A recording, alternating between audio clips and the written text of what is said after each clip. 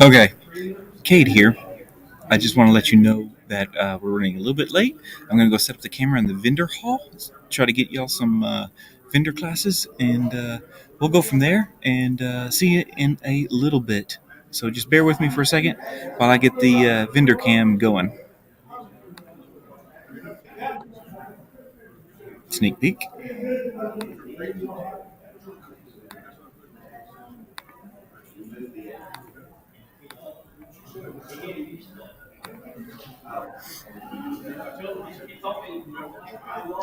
We're going live. We're in the ballroom right now. It's all empty because everybody's supposedly in the exhibit hall. All right.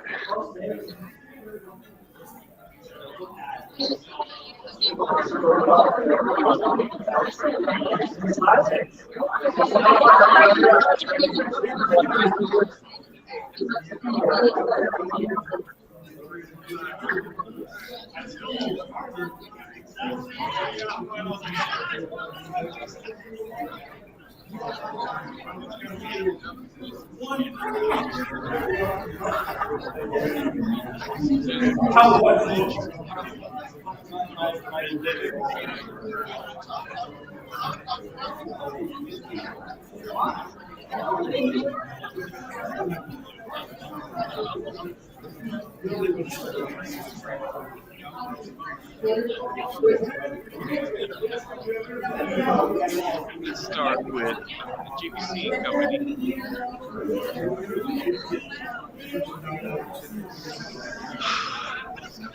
Oh, yeah, you getting your fix for the day. Yeah.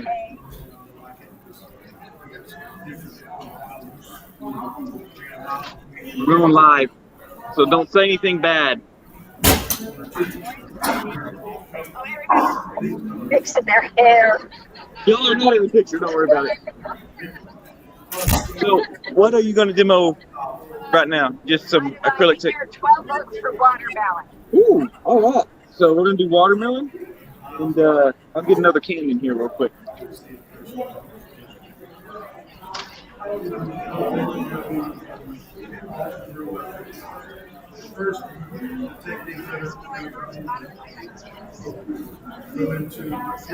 Sometimes I have tips that are kind of flat, and they sprinkle some powder like this, so I can get a really nice even. Or I have a heavy dump out, which sometimes I don't like, but being able to draw. So we have the different small line,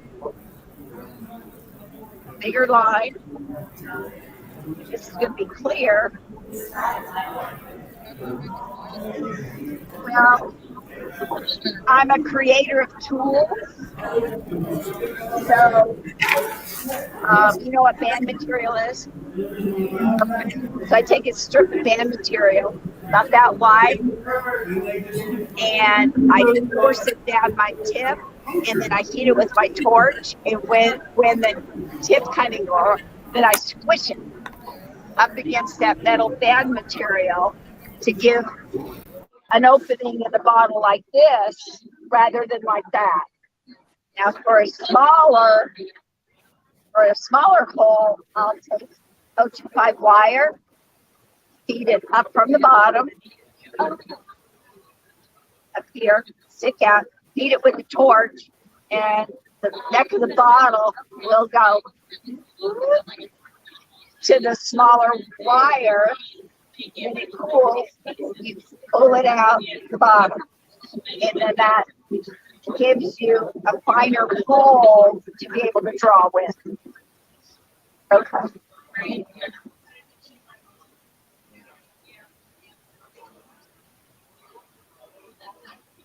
Can you mix white in your modeler to get more of an opaque? Like for a green, but you could use like the white polymer and the green monomer. Is that going to give you an opaque? Or It'll give you an opaque, but the white will always lighten. It's going to change the color. I tried that one time and it seemed like the white was more streaky in there. I guess I didn't get it too dark. So the trick to watermelons or anything that you are drawing a fine line with powder is you do not drop on top of your line with your body mark. You let it wick through your powder.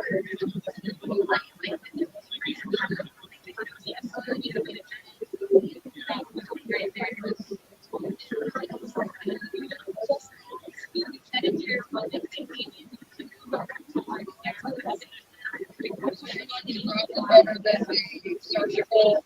I've never been able to manage the hypo dispensing needle tip. Couldn't do it. Every time I go to pick it up, it goes.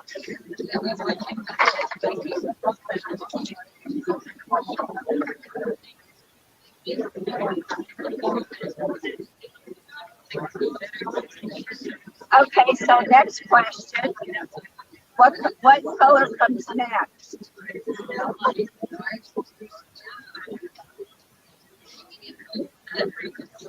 Is the rind of a watermelon white?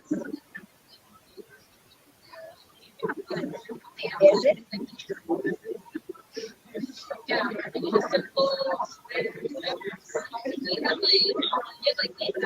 Or is it kind of the creamy color?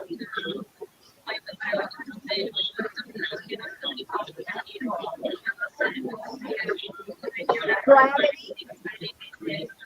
So you pour, you do acrylic. If you lay it like this, what happens? It all winds up right there.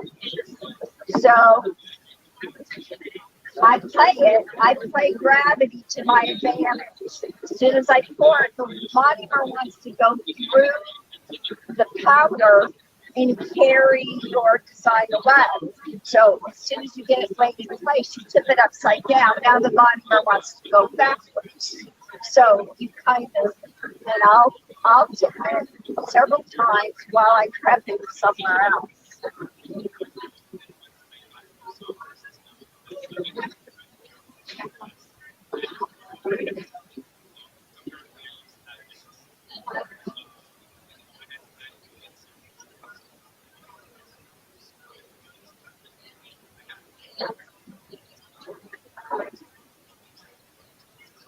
Now, there are things you can do also. A small brush. If you want to paint a wet line to help stick color, just stick it. Do it. You say you can.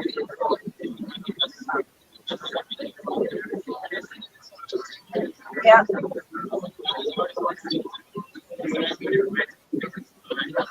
So the color I'm using here is glow in the dark. It's kind of a creamy. It's not clear. And this way, I am moving the liquid the opposite direction.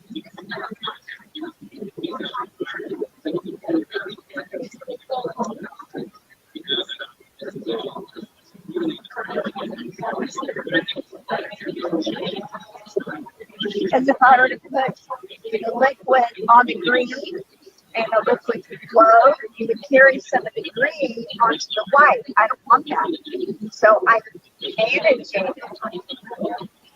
the flow of the powder in the opposite direction.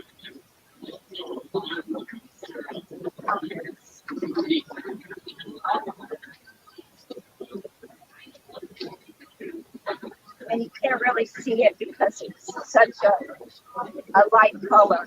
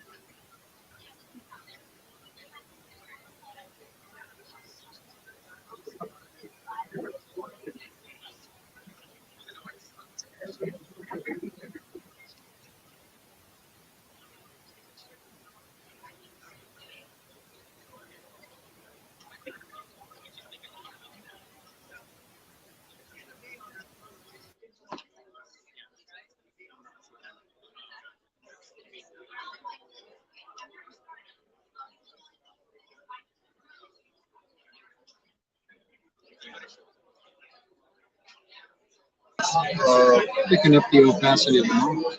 Right, it's thick. So we have two different shades. You know.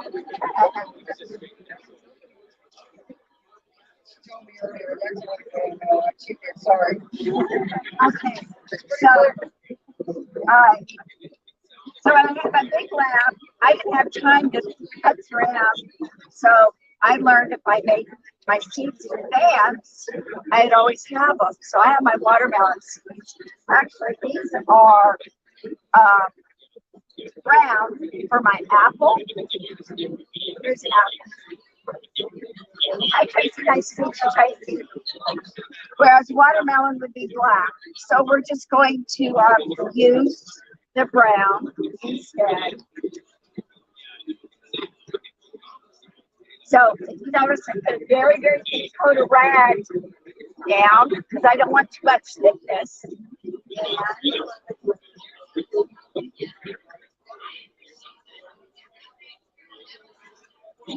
Sorry. What they don't know won't hurt anybody.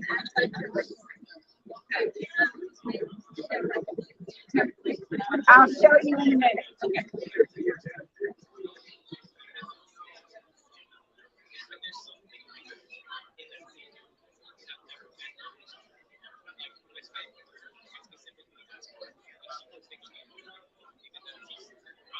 Watermelon is such a popular request in most of Okay, so they should be black, but they're brown.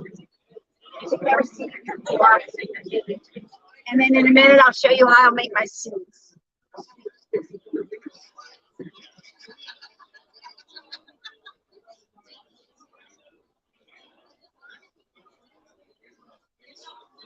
So now I'm going to clear coat everything.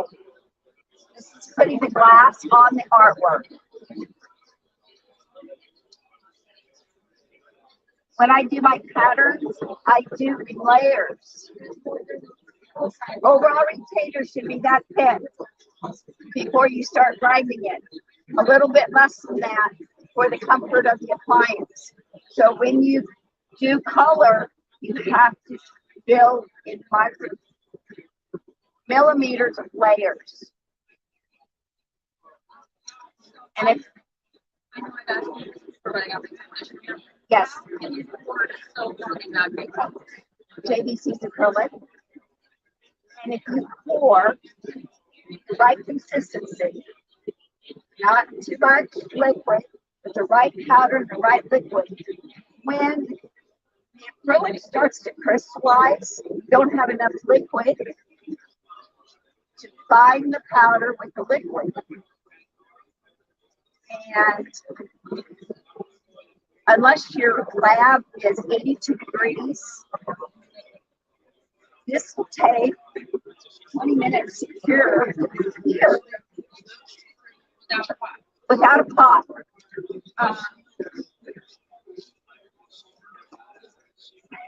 So I did that, I don't know what, 20 minutes ago.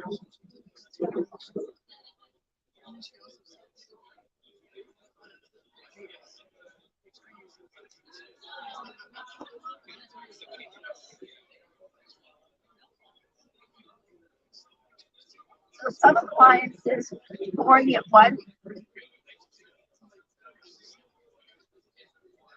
floor cure could take as long as 12 minutes. And it's still plenty of time for you to put in the pressure pot. Crazy because we were all talking, you know. Well, Tracy, acrylics were different 20 years ago. And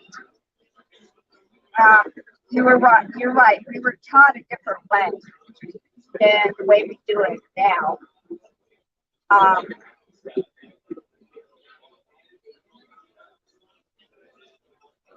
Okay, so that pass it around, and that'll go in the pot if I had a pot. So when I top it off,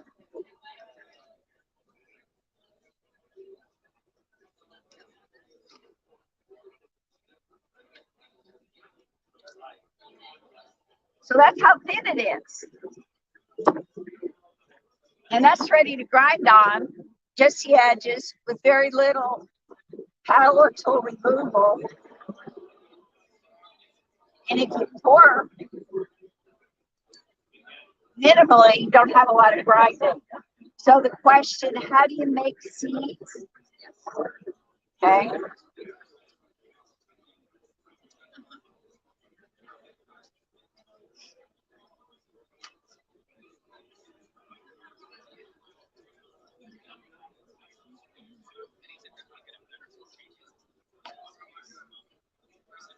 All right, choose a color.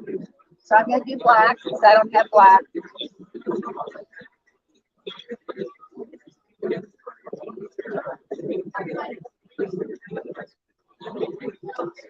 And actually, I'm going to board this.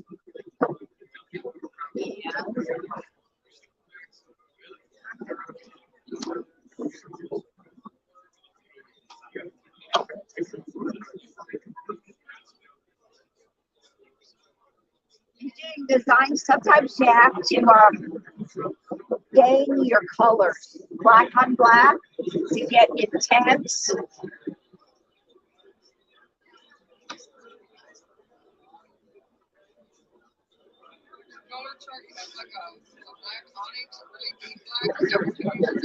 Well, this is my black monomer, and then the black powder. They're both clear. Not with my black liquid, because it's black.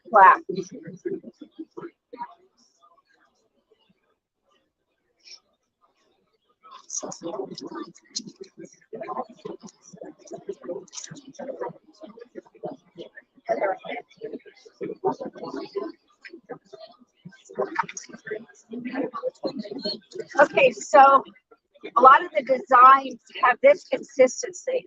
When you can string it like that, you can do a lot of stuff here. So watermelon seeds, this is how I make them. I use a tile. Come on.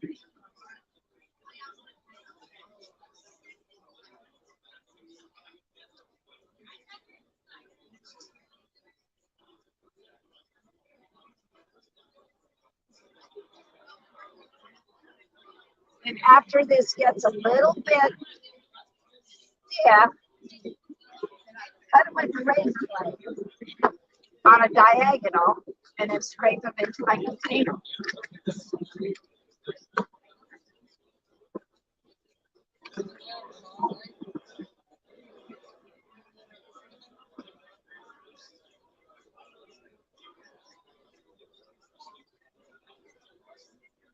Need to get set a little bit more. But that's the way I did them. You can pass that around. You just cut them in a diagonal. Let them cure.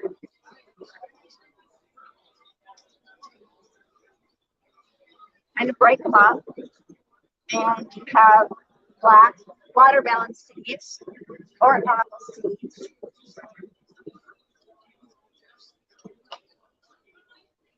Some people can come back here and look over my shoulder.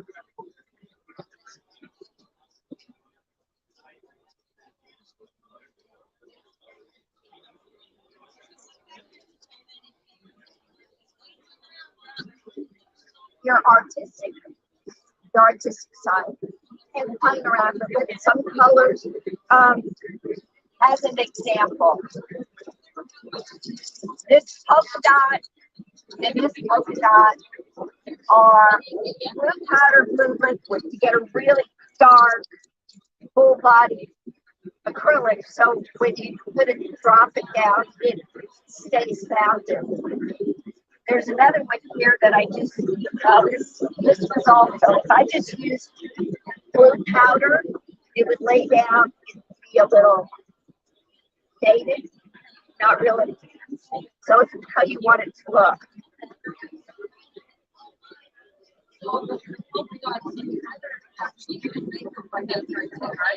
No, I'll show you. Because it's kind of all in thinking outside the box and finding a tool that works. All right, so in the watermelon.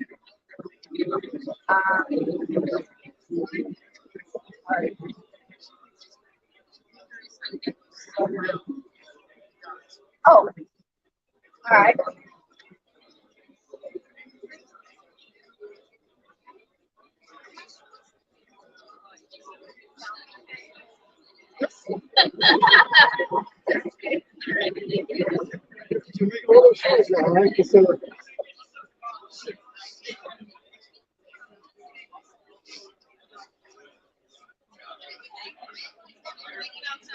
Your shading liquid and stuff in there. See how break it up a little bit.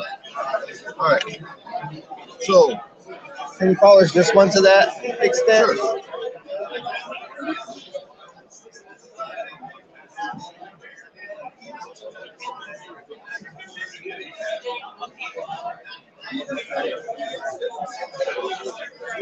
sure.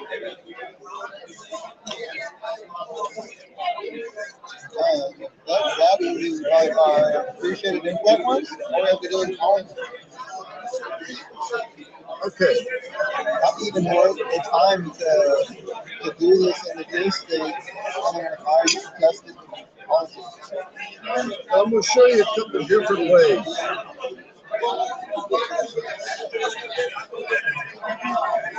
Now, usually you see people that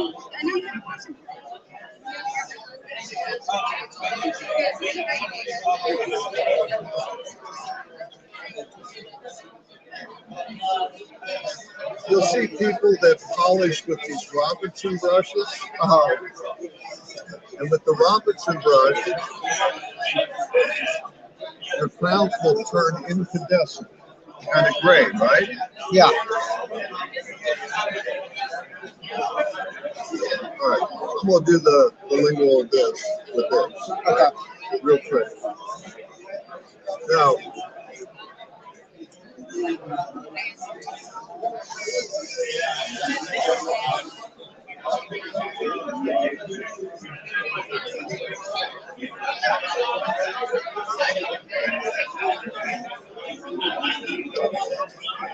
here's what I do.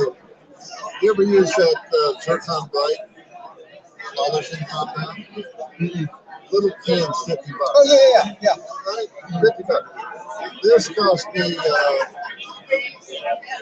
think it was $4.65. Oh, hey. Get a whole brick. I'll never use the rest of this. All right. It's just basically white glue. Okay. Right? So,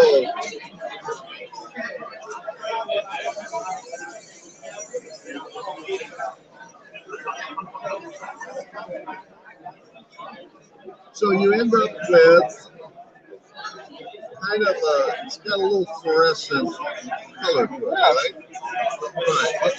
Now, what we're going to do, the same thing, we're going to switch to a white goat hair brush. A white what? Goat hair. Go ahead. All right.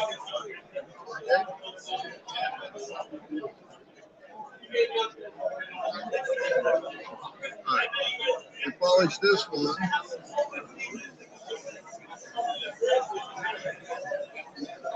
What's kind of weird about this, it doesn't look like it did anything, did it? Mm-mm. You wipe it off with your finger.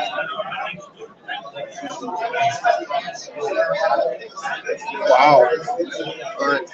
Now, the other thing is, these are my renters. Okay. Okay.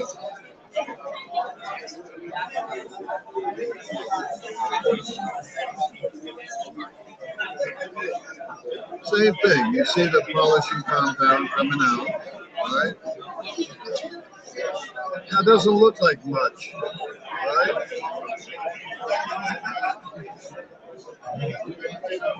Wow. That was a glaze. I mean, you see what it looks like. Can I feel that? Oh my gosh. That's crazy.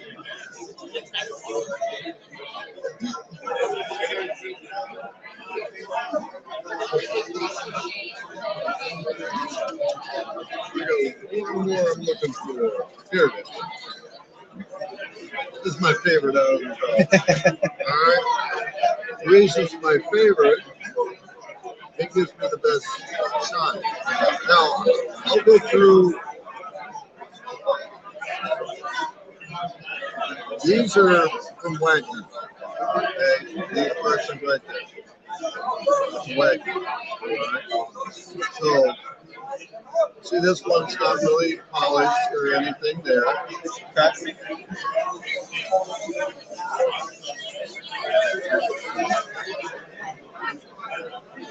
Doesn't do a whole lot, Yeah. right?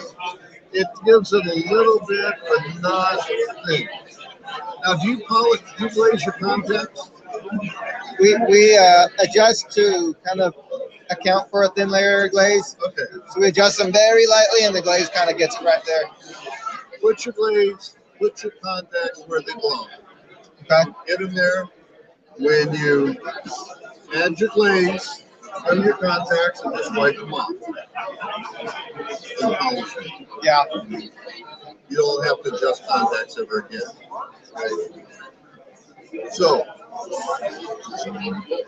right. So we're going to, here we go.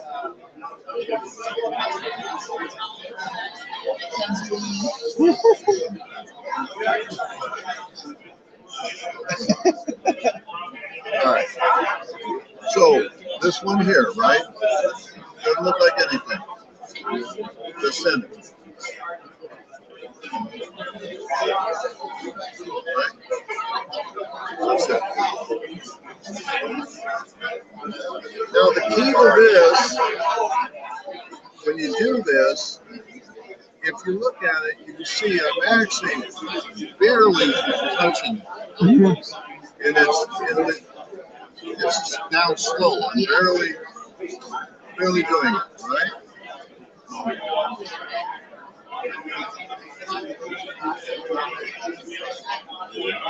Oh,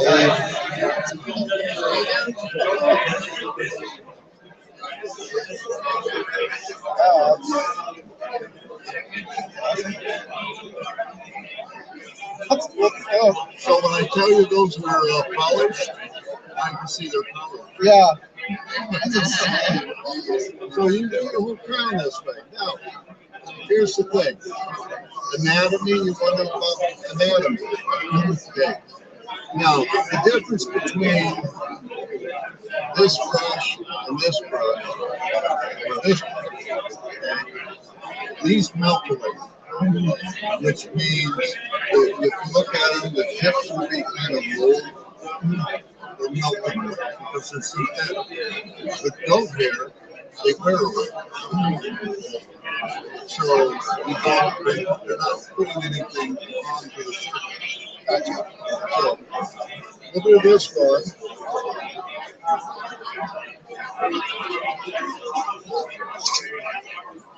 You can see I'm not putting it through.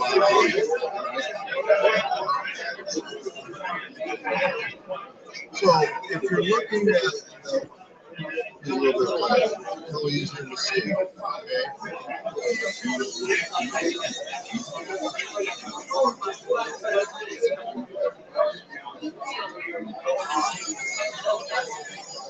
Those crowns get me like that all the time.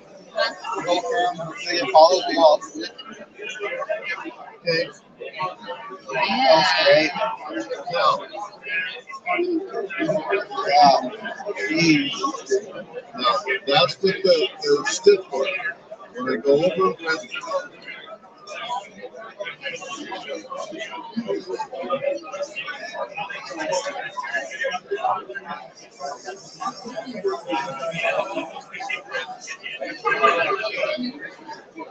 this way, I'm getting in the anatomy and everything.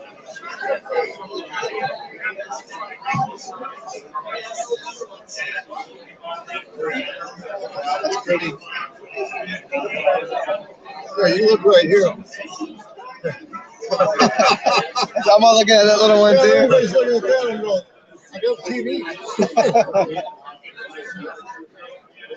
So That's awesome. Can I take a picture of this? Where do you find it? you can get all you want to do is order white rouge. You get it through Zon. White rouge. Like I said, it's $4.65. That's what I would. It's nothing. There it is. You're looking at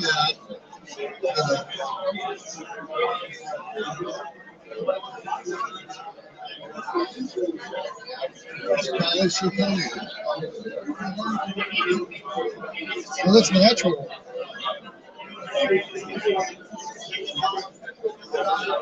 That's awesome. Blaze wears anywhere from 6 months to a year and a half. Fresh name is every day you're chewing, you're talking,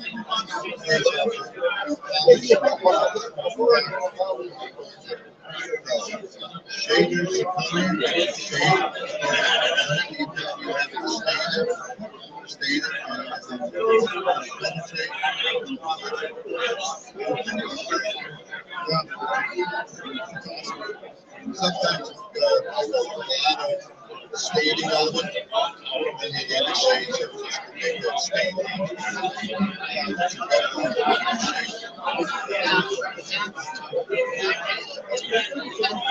Thank you. Yeah, appreciate it. My pleasure. Thank you, Marlon. Ramon. You just got the awesome. Take care.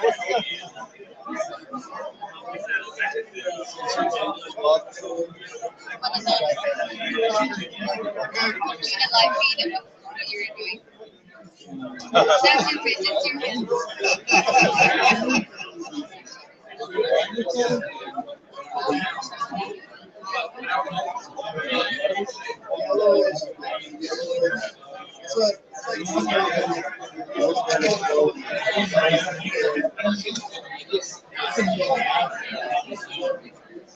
I'm just learning that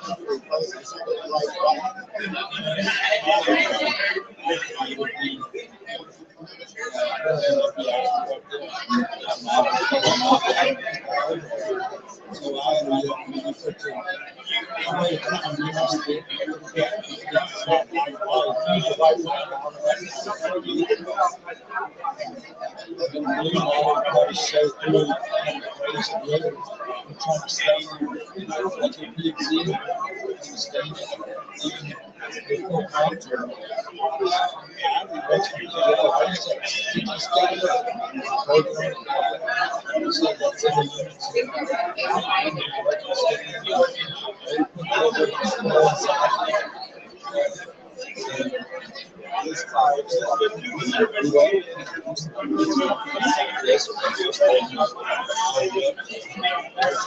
these are same tip, H2 plus. H2 plus. Oh, you want to use that? So you gotta have it in a certain. That's a pretty good stuff. It's smoky layer. No, not really.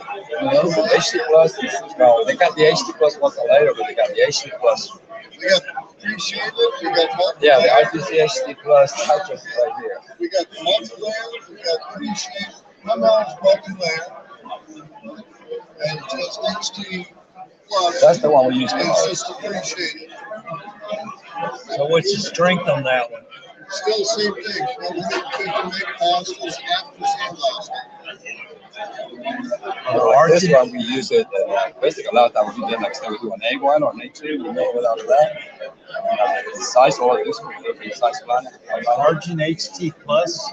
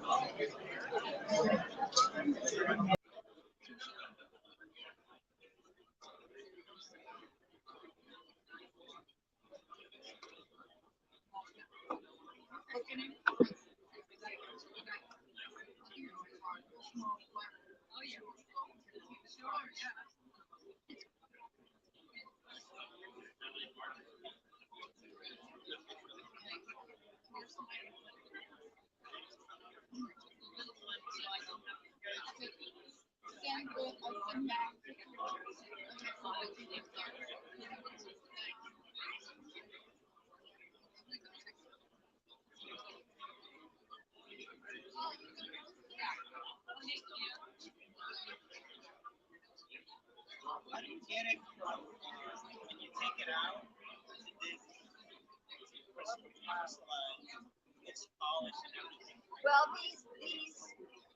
okay, so these are appliances that I did at conventions like this, and because I no longer have my own laboratory, I don't bother to take them back to my new pumice and polish them, whereas these have all been pumice and polished.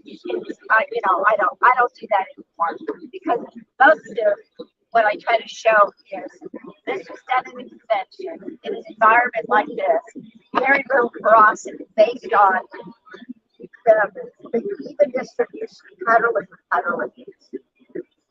Should always pressure pot because that is part of the system that is required to solidify, make the acrylic as hard and cans as it's supposed to. Pressure, heat, quickly, pure, hard. That's what you want. Here, still hard, but it may not have the molecular strength that you want for a dental appliance. This is just basically pure aesthetics.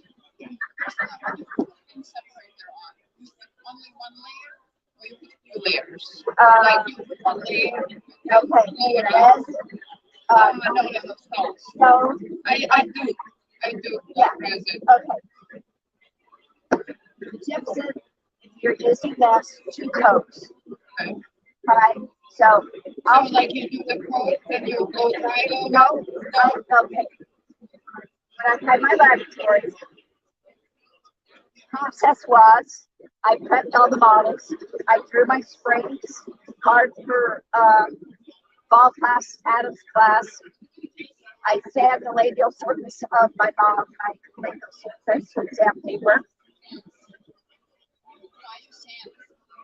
Because 50 years ago, when I worked for an orthodontist, he taught me how to make my first poly retainer. He said a good lab will create active pressure on the labial surface of the teeth. And he says, you sand it. I also learned 2 years that if you go this way, not this way, you're incorporating a horizontal track that pick your wire up, put the bend, and it'll fall in the same track every time. So it helps you keep that labial foam running. So it's kind of texture that the wire will want to follow too. And I've taught that to several lab techs here. You mount your upper, you mount your lower, Oh my and you God. clip onto this plastic articulator. And you have the stone down in, small articulator that laboratories have used to do your basic color, basic little adjustments. It's not like an equilibration tool. It's not an equilibration tool. And when you're done with color and shading and basics, you can put it back on here. So, a little bit of movement. You got a place that's handheld that you can scan. Put your scanner. This one I shouldn't have that much.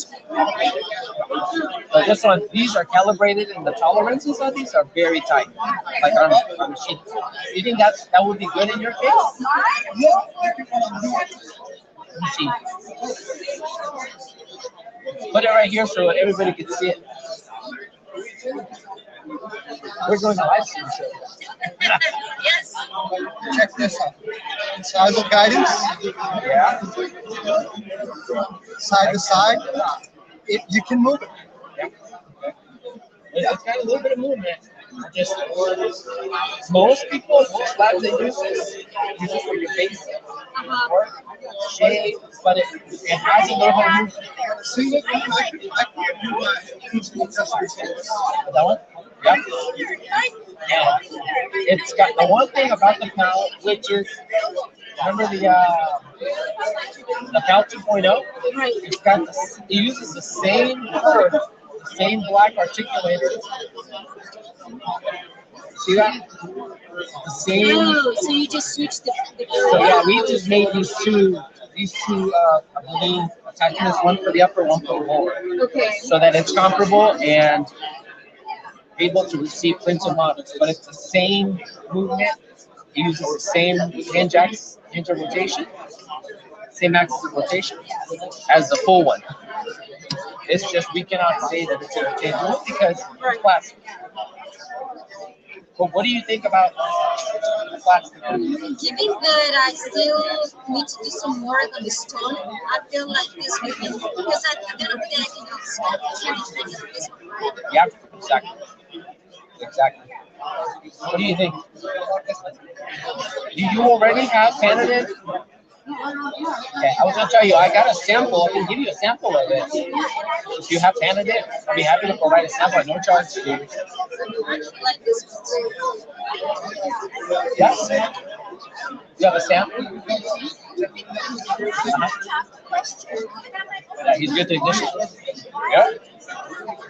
He seems like he knows a lot of stuff. And remember, he said, "I'm gonna let my hair down and do my artwork." Oh, yeah. Well, that's the luxury. That's a good thing. That's a great thing to be able to do. Yeah. Yeah.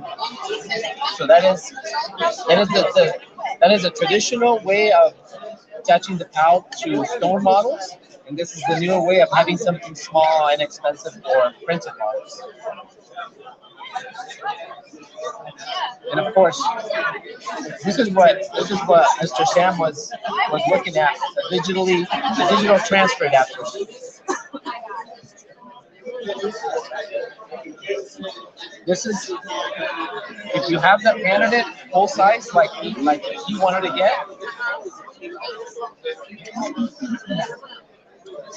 you have the candidate full size, and if you want to print models, like in your case, you want to have that option, you can do it in both articulators, same thing.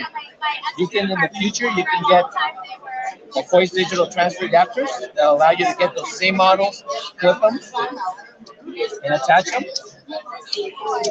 Same thing. So it streamlines from the PAL 2.0 to this. Now here you do have a calibration in place.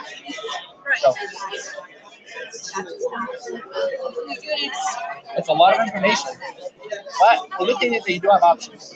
Yeah, no. This one is just for the 3D, and that will be for the stones as well, right? Both of them are for 3D and stones. Yeah, same thing. The price difference is quite a bit. This one is about regular price $15.23. This one's $9.49. This is the one we have on sale for this event. 719, yeah. So the big difference between that one and this one. Do you see the back of these? This is a PCH. It's been around for a little longer. This is a PCF. That stands for fixed, which means that the angulation here is set at 20 degrees versus this one is a semi-adjustable. Like the movement, look at the movement. Here, That is nice. but look at the movement here. Disengage latch, it's got the same movement because it uses the same analog, same pound out, just the angulation here, it's at 20. If you plan on changing that, go with this one. If you don't ever change it, save yourself some money and you can go with this guy. Same quality.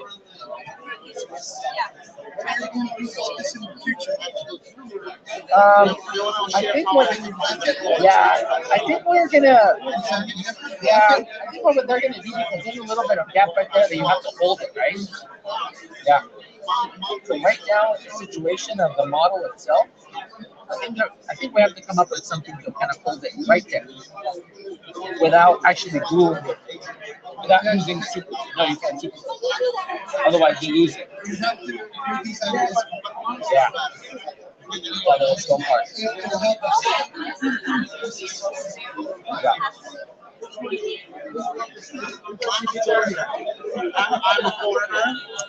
Alright, let me place an order for this one. That one? Okay. Yeah. Okay. And you said that this part would be the 325, right? Yes. For If you wanted it, you are ready to print models now, I would recommend it. If not, you can wait a little bit until you get your ball. I'm gonna do this still because the work that we do with printing, I don't like to do it here because it's so hard to Yeah. the attachment. So I continue to do So so. that's a, Yeah. But it's something that I can add in the future, right? Oh yeah, yeah. This and this is basically the same articulator. This one's fixed at 20 degrees, that one's semi. But for the price, same quality, fixed at 20 degrees, so it's ready to go. Right. And it's calibrated. Okay. And you can use everything you can do here with the model attachments. All right. Do you want me to email you to place an order? Yeah, whatever With it's the easy card? for you. I can do it now, or you can send me an email. I can call you on Monday.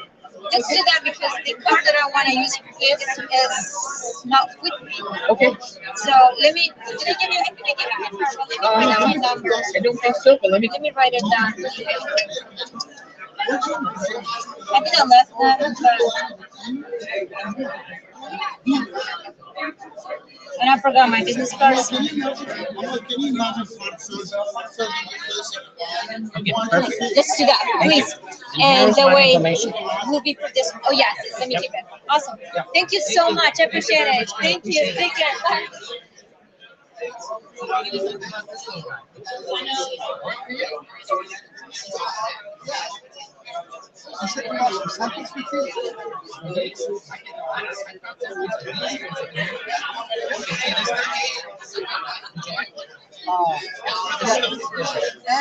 And your card.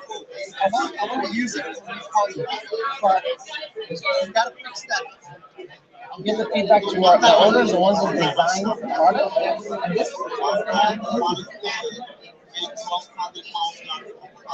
yeah, I'll try them to see what we can do to help that out. That's a feature. That's good feedback. And I've got samples of the cowl, this cowl here, the one that holds the mounted models. I'll even give you a couple mounting plates. Now, FYI, those mounting plates are pretty standard for the Canada. Only the Canada.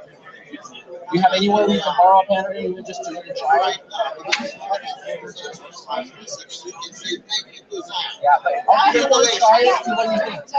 You know, I think it'd be good if you try it.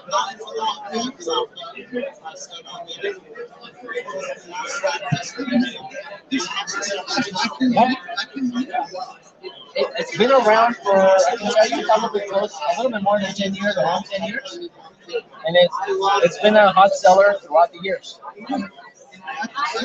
can see doing an anterior case on this. You want to manipulate it in front of our live stream?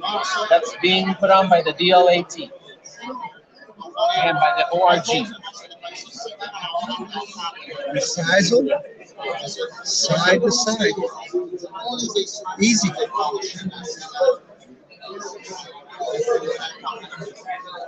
Nice. Nice, right? Let me give you a sample. Try it out. Yeah.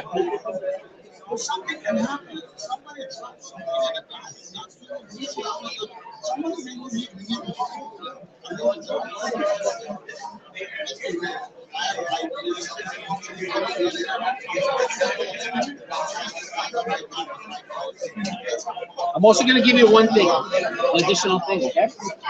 For listening to our information. So here's a pal. This is the guy right here, right?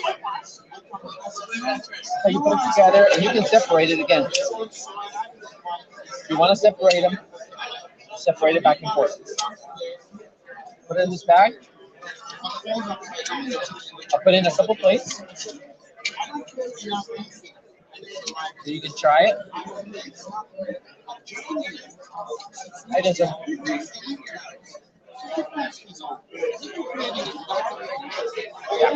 Did you notice it's the same height as the full size? Put it up against the condyle. I'll do it down here so everybody can see. That's not my live stream. It's a part of the organization. See that in the rotation? Very similar. It's going to be similar, but it's not going to be identical. Couple plates. These are 35. 35. Let me give you this right here. So that's a millimeter ruler. Millimeter ruler is designed. We're doing height, simple height, the width of 2. This maximum opening if you're a doctor. This way, we have multiple angles. Oh yeah, that's true. For everybody. Yeah, the little angle works very well. Yep. I see a lot, like on Instagram, I see a lot of doctors that do this. They're like, I want to take my maximum opening for a patient, and that's cool. Yeah. I'll give you one too, sir.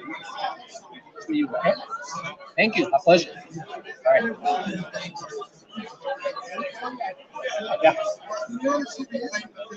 Play around with it. Any feedback you got my card.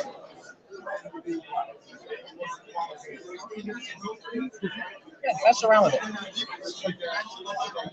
Yeah, back to the work. Yeah. All right, take care. So there's a couple ways. Let me show you. We are being live streamed on either Facebook or Instagram by the organization right now. Not by me, it's by the organization, just to let you know. They set it right here on my table so I can demonstrate. So, the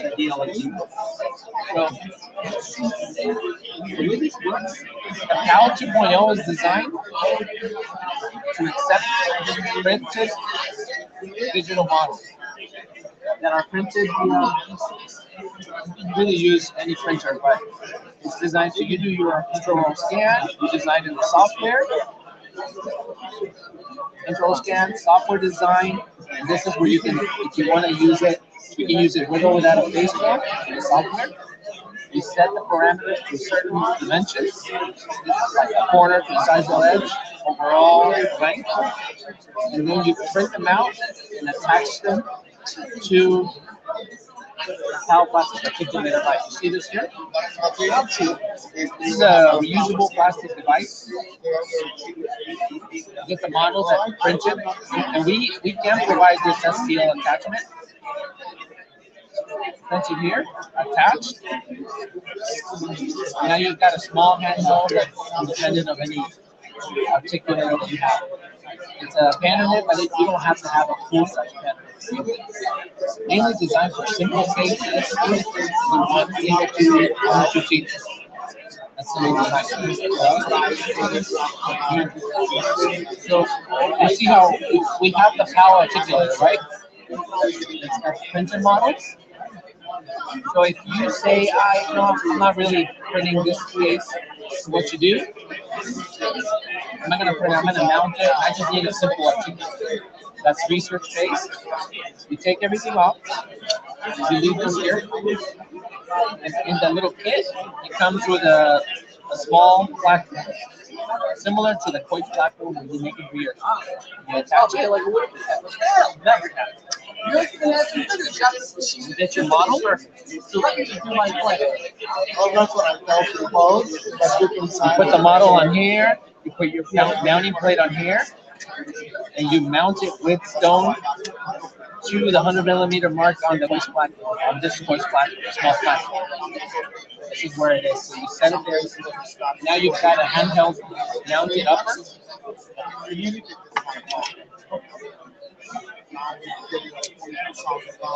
And then you would index the lower to the upper. Index it, put it together, and bring it together. So it has the ability to mount upper and lower on a traditional mounted plate.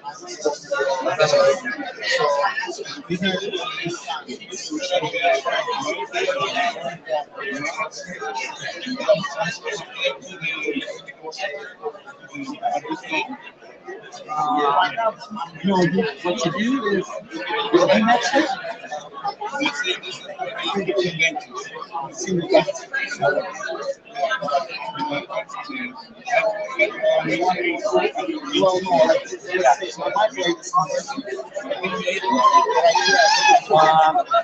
Not on this one. Not on this one. So I would say for full dentures, everything that's more complex, besides just being a simple one or two single piece, do it on the full one. Do it on the full one. It's going to be much more accurate. This one is designed for simple pieces. Do one or two.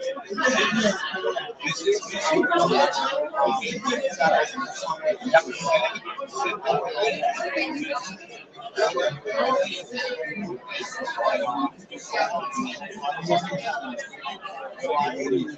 Okay.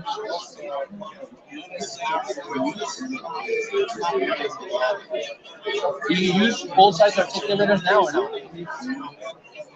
No?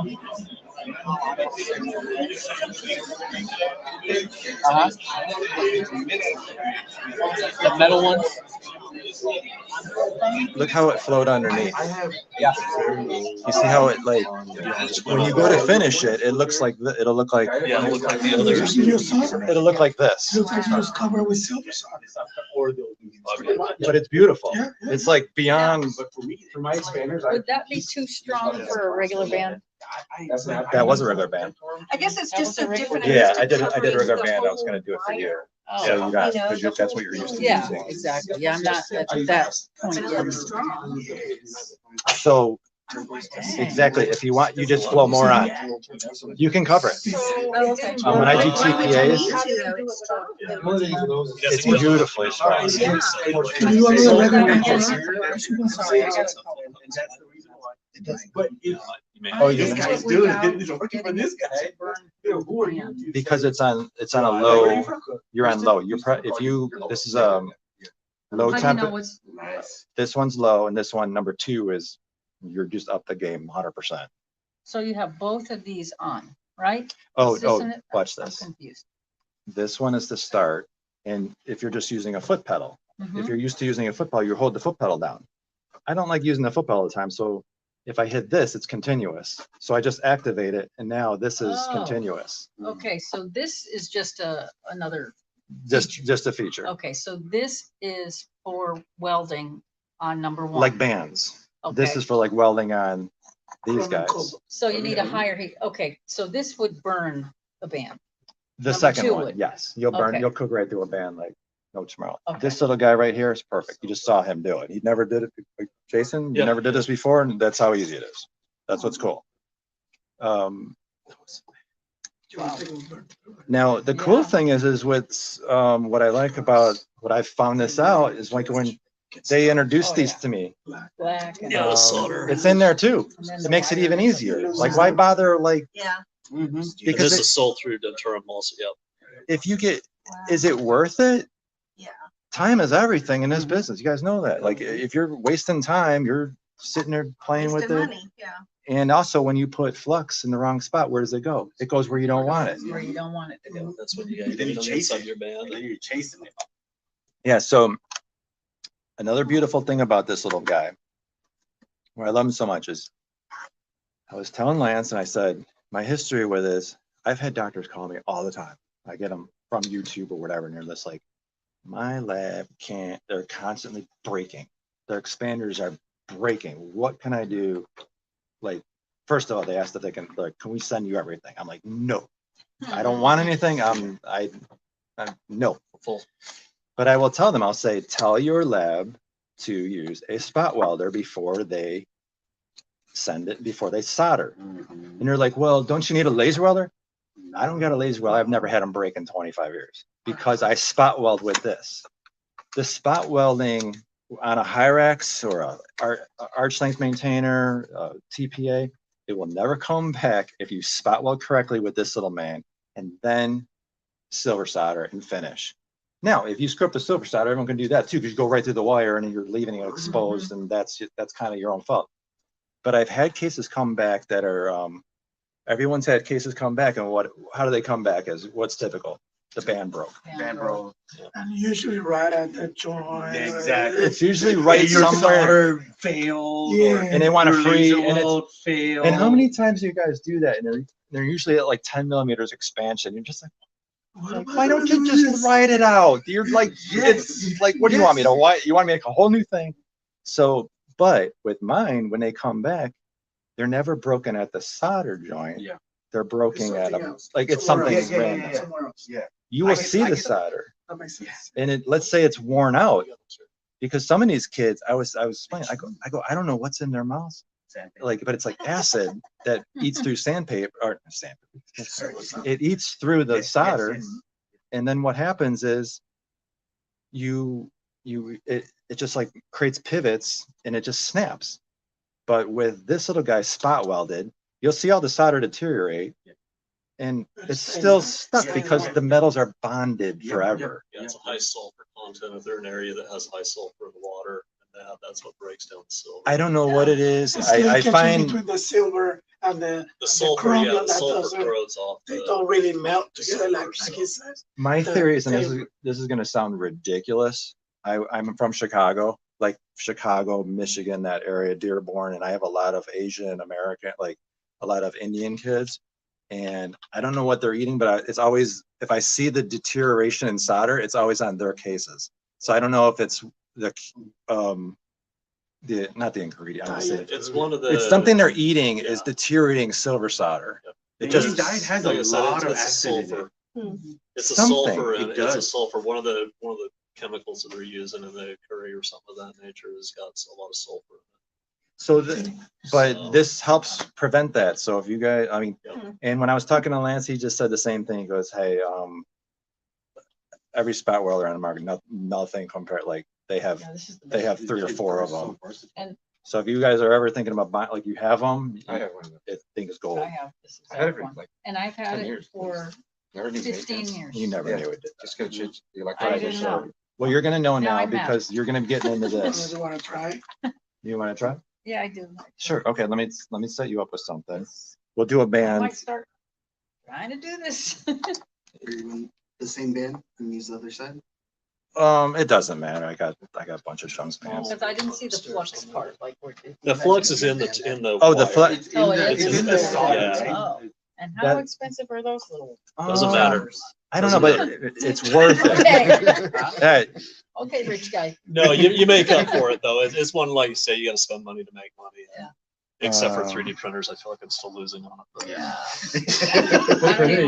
What we use printer? Form Labs. I've got a Sprint Ray. Anybody wants to buy a Dude, Sprint Ray? you guys know I have an Envision Tech, and I'm not promoting that I'm getting some bonus, but that thing is a gift from God. How's it been? Oh yeah. I taught the guy over It's in a Salt monster. Lake, and he's like, "Here, you can take my Envision Tech." He's went all Form Labs. I would love to see what he's doing, like why that happened. But I found this out.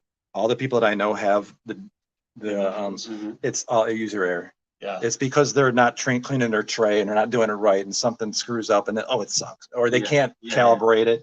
But once you get that thing balanced in and you know how to work it, it's a Porsche. Yeah. That thing, I print on that thing 24/7, and that thing. Yeah. That's like my Sprint It's a Ray. My beast. Sprint Ray's garbage. I spent 40 hours with customer service over a month and never could get it dialed in. The calibration, every calibration I cubed was off. Each one I had printed calibration. But that's probably what your friend, like whoever had it. Yeah, he was probably. I would buy it from him in a second. I hate to tell you that. I would just be like, yeah, okay. And then talk to someone who knows what they're doing. Right. You try it. If any of you guys didn't get a chance to feel this is what a tack weld feels like. Like try to bend it. Are you still printing your night guards? I haven't printed any night guards just because I don't need the business. I'm more metal. I'm more into this. Yeah. This is the future. Night guards are kind of a mystery. Like I hear good things and bad things and printing them, and it's sort of like, do I want to clean the tray and do? You outsource these then? I'm outsourcing to. I developed a night guard. I will tell you that I'm not using them other than that they're great. Okay. I'm not getting anything like, I'm talking good things about them. Yeah. I've seen their quality of work, and I'm not questioning them because they're ortho lab that knows what they're doing. Yeah. And I highly recommend them. That's all I was saying. Okay, and when that comes back, I'm gonna set you up, and you can try it. Which Envision Tech? Because I have. I have one, the- and I'm Which one do you? disappointed because of how Which much one do you I have? Micro. So you have But all I like. know is I can only get 2 or 3 prints on there, and I paid 16 grand for the damn thing. You bought early. Yeah. Unfortunately, you needed the It's got a EV1. small, really small plate, so. Mine prints 6 to 8 miles at a shot in 20 minutes, 25 minutes, and they're perfect. I do them off flat because I don't bother. It's not So worth you my got the- time. Yeah. So yeah, I got it in the beginning, and it's. still You pain. did what everybody did in the beginning. You tried to get in and. Yep. Okay, But I can say that their customer service is amazing. Let me explain this to you. Yes. I'm gonna set this up right now. Hitting this button, Okay. and it's what you call continuous. Okay. Once you activate it with a foot pedal, like you're used to doing with a foot pedal, Mhm. you activate, click on it. And then are you left-handed or right-handed? Right hand. Okay. Put the flux in your other hand because use your right hand to control the heat. Oh, so this is the. This is the flux. This is flux. Yeah. Okay. So once you connect this, Mhm. once you touch this tip, you're gonna feel it. You're gonna feel it. It's gonna be, and then It's bring the gonna heat zap in. me? It's not gonna zap you, I promise you. Just touch it Okay. Hit and then bring the solder in. Okay, you gotta leave it on there because if you take it off the current, you just took away the current. So once you get it heating, like let it start to heat. You see how it's turning red? Now you bring the flux in and then you braze it. And you just heat it. If you need to heat and get rid of it. Ah. But that's what it looks like. Now, this doesn't look, I told you, this does not look very good, but this is what the No, finished product looks like when you doesn't take a look like rubber wheel. anything's on it. Just a rubber wheel. Wow. And did it go underneath? I'm using a rubber wheel and then high shine it with like polish. You solder everything like this? You don't use torches or anything anymore? You know what? I could do it this way.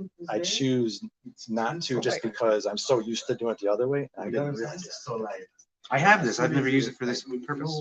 So this is the flux, not the solder. You said That's also a flux, different right? product? This is flux inside. Yep. Together. Yeah. Is this the, Oh, look at this. What So did you, you, what did you just dip the tip in? oh, it's water. Oh, okay. It's just like, it's like connecting the current, like you add a little water. I always thought what water I and was ex- electricity didn't.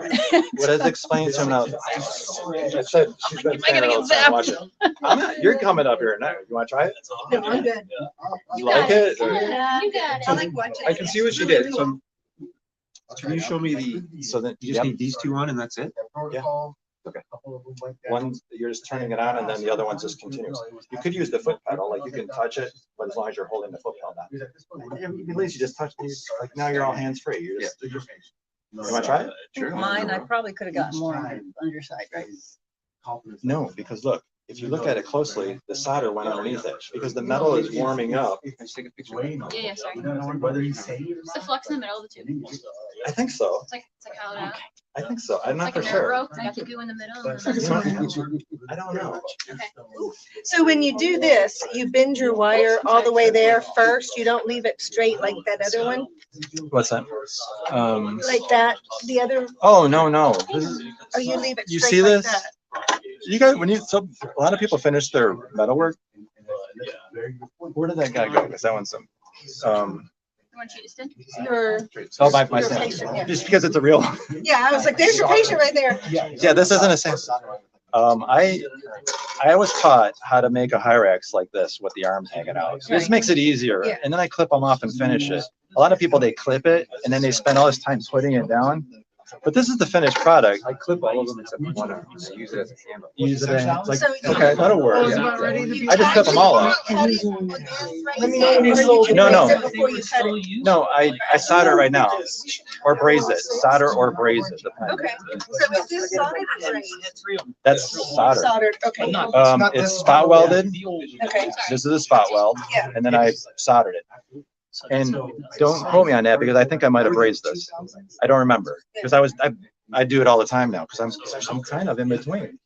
I'm getting such great results that it's just like I'm just gonna braise everything. Question whether you go full blast to it or not. So let,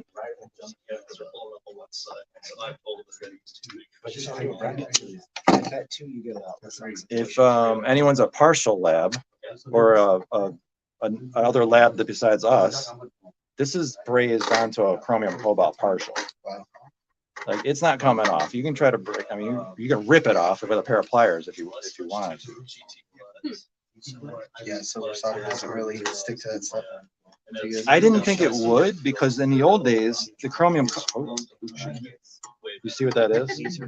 It's connected in the wrong mode. Now that you don't want to do so. Try it on one of these. Yeah, I'll make them myself. No, we don't. I never liked the hard stuff because I always find myself string. So I'm gonna spot weld this guy. But for the NTI system, you can fix that away, all right.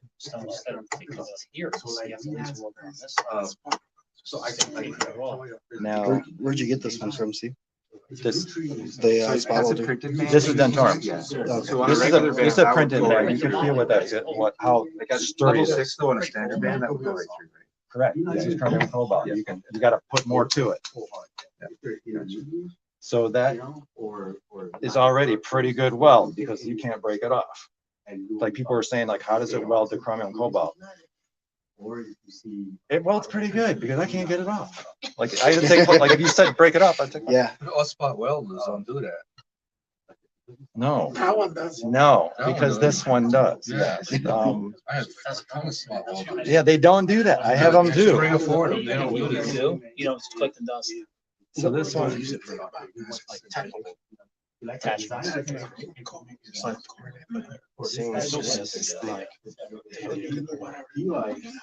that's what I like about it too. You don't have to worry about burning. You don't have to worry about it breaking. These things aren't breaking. They're steel. So maybe that's do something with this. You So need to clean upstairs on the floor, they have these are titanium. Yeah, they have a titanium welder. Yeah. So the same thing. I connect this. You could put flux on there with this. In fact, I'm gonna do that now. Just with this. Yeah.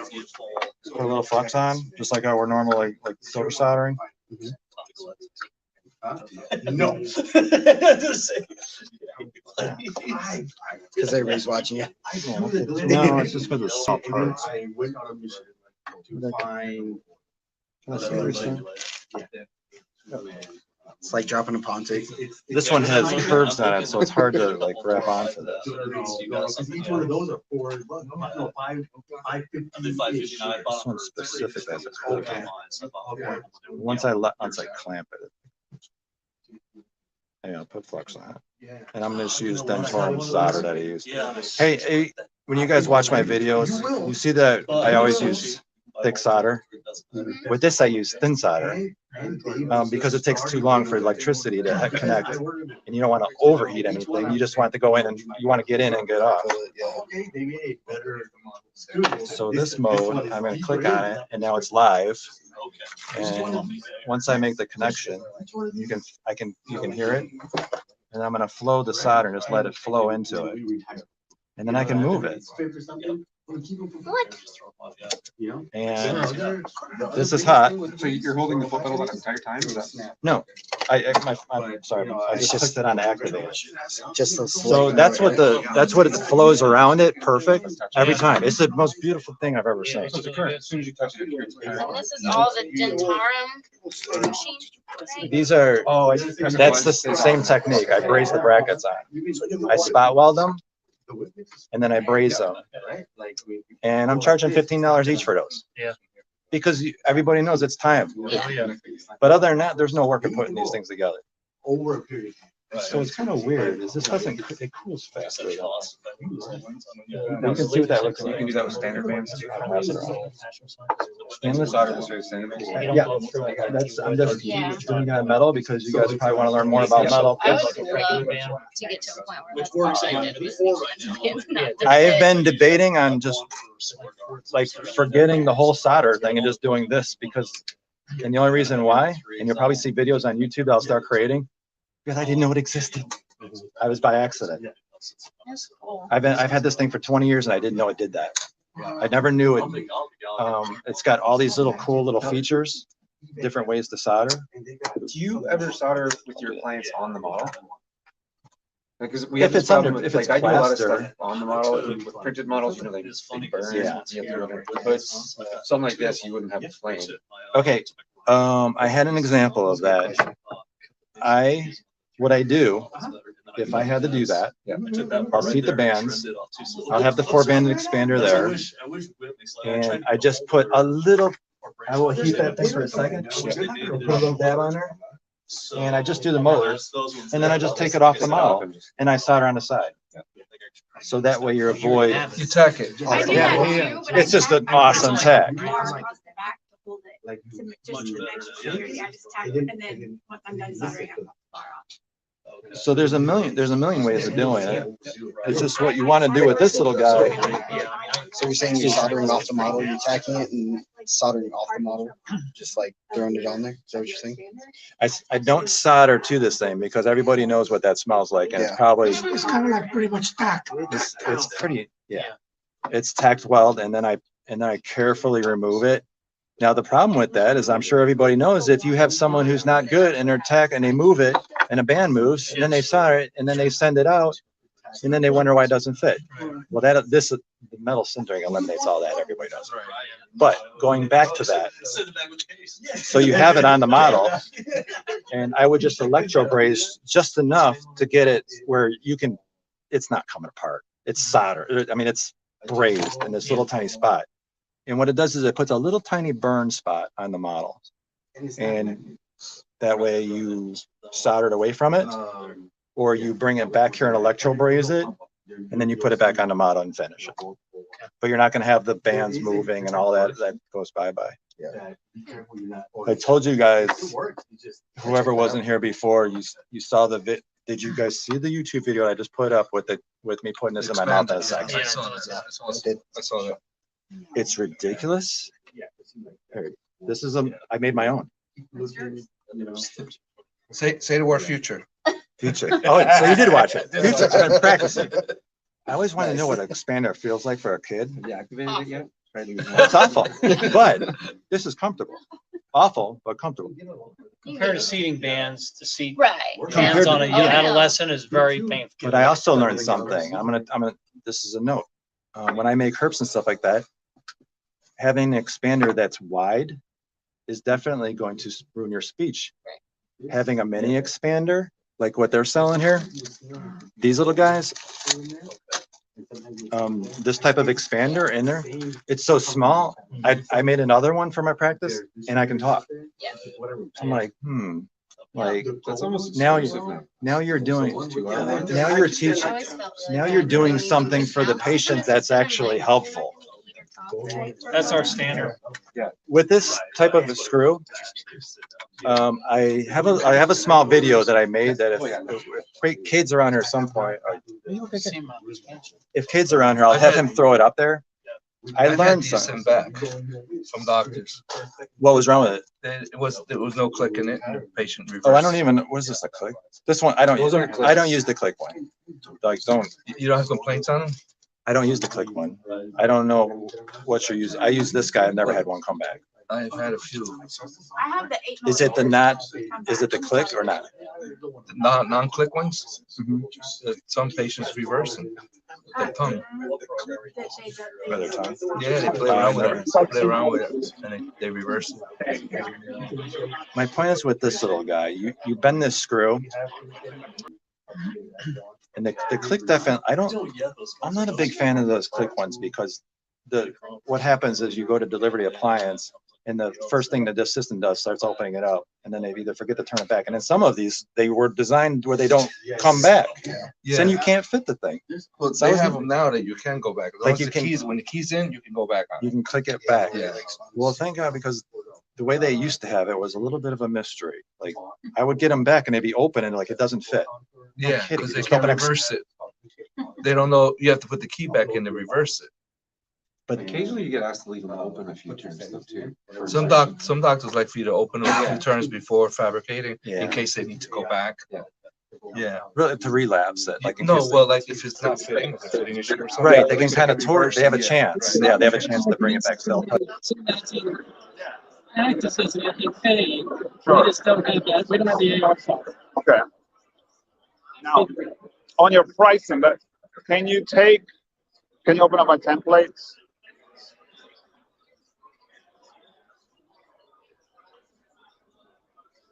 Let's say I have like a template, right? Yeah. So this, that's not an appliance, but like a whole appliance. Yeah. Yeah, that's like right here. Click on this bone. Yeah. This, whatever. Let's say this. To make me create pricing easier, because there's so many parts, right? Yeah. Can I just be like, have somebody here like set price, and then the computer will see this appliance that I added something. I added the bite blade and this part and a screw. And just easily, I can just set my price on the template. Yeah. So instead of all these little parts and adding the map and then doesn't know the model. Pricing is going to pull from parts, not appliances, which is one that is tricky because sometimes people take time to put in prices for appliances. And then what you can do is you can go to billing items, and then you can enter in whatever price you want here. So you can have a set list to go in and use if you have them set up beforehand. Or you could even put a negative number for a discount or to do an adjustment. Oh, I do. When doctors provide screws. Really? Yeah. So if they provide their own screw, I give them like $12 off or something, and I put it in there. You do a percentage discount. This is under template. Yeah, this is under the template right here. You can also do this in a prescription. So you can have this as part of your prescription to make that adjustment so that this arrives at the right price after all the parts add up. Or if you want to do something on the fly, like for a rush or a discount in a particular case, if you're editing a prescription, you should also have the little dollar sign right there. Okay, so click on that. That's showing me the whole appliance map. Yeah. So this is you adding in enough. So right now, the price that we have is I haven't met a total of a year. Yeah, it's a total of all this. That's the price that we have right now. Just these cards. And I like you can do it on the invoice too. Yeah. Like after you check them out, you can hover over the price and it'll break it down so you can actually, you go, why is that price so high or so low? And you go, oh, we've got to add 3D printed models. And you can go back and change it before you send the invoice out. Yeah, you can see it here, or if you get to invoices, you can go and visit an invoice, and then this is what it is now, but you can edit it, and then you can add in a little line item here. Yeah. So it's really, it's really the same idea. It's just you're doing it earlier within that prescription, if it's particular to that case where you need to adjust things to get the right price, or you could have it in the template. So maybe we could rework. No, it's at an angle. I got it at an angle. You can see pictures and We can revisit the pricing if you want. You can go through your pricing list. And you know what I did the other day? I raised my prices 5%, and I just went into raise prices 5%. All of it, across the board, and it rounds up a nickel or rounds down a nickel or something. change part prices is all parts by percentage. If you have different offices that you want to charge differently, you can do that. So you would have your main list of prices, right? And then B, C, D, and then you just put the offices on those different prices. So maybe that's where to start, is to see how your pricing looks are looking. Let me write that down. We have the UPS thing and those other things. Okay.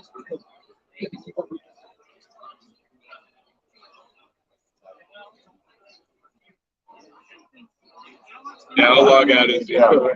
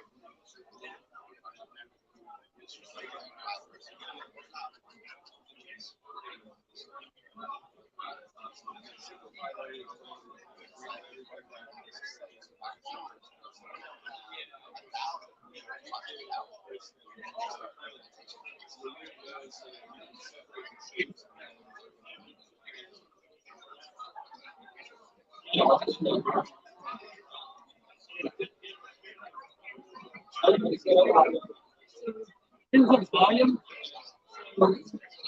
You can scan so you can read.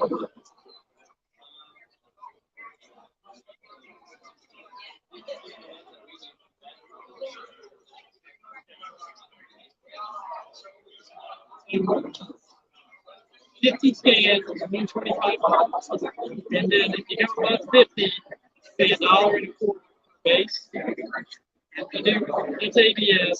ABR is $150. If you do both, it's $225. But $125 gets you 50 per month. And they get you automated services. And no longer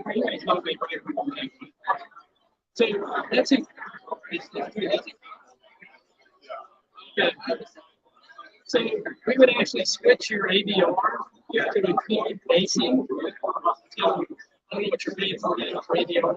Let's say it's 25 patients. We would make that 50 scans, and it would be any combination of and more basing. So it's really, you would start about anything. Usually, you make basing and overage, which would be basing models. So, long stories, we can turn it on. They have a lot of data services, what we call it. It's going to be some training. Your monthly run, you can change it all, and you name it, so you pay for it over.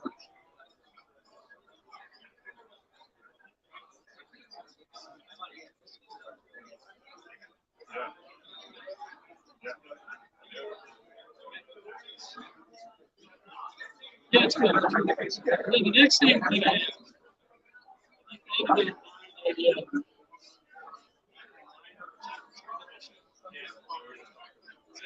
next thing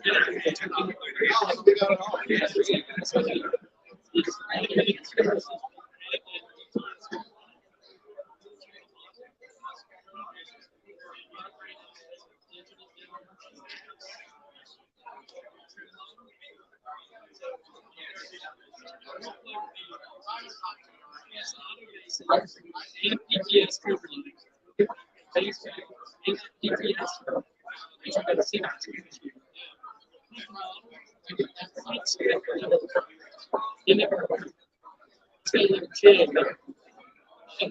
it's good.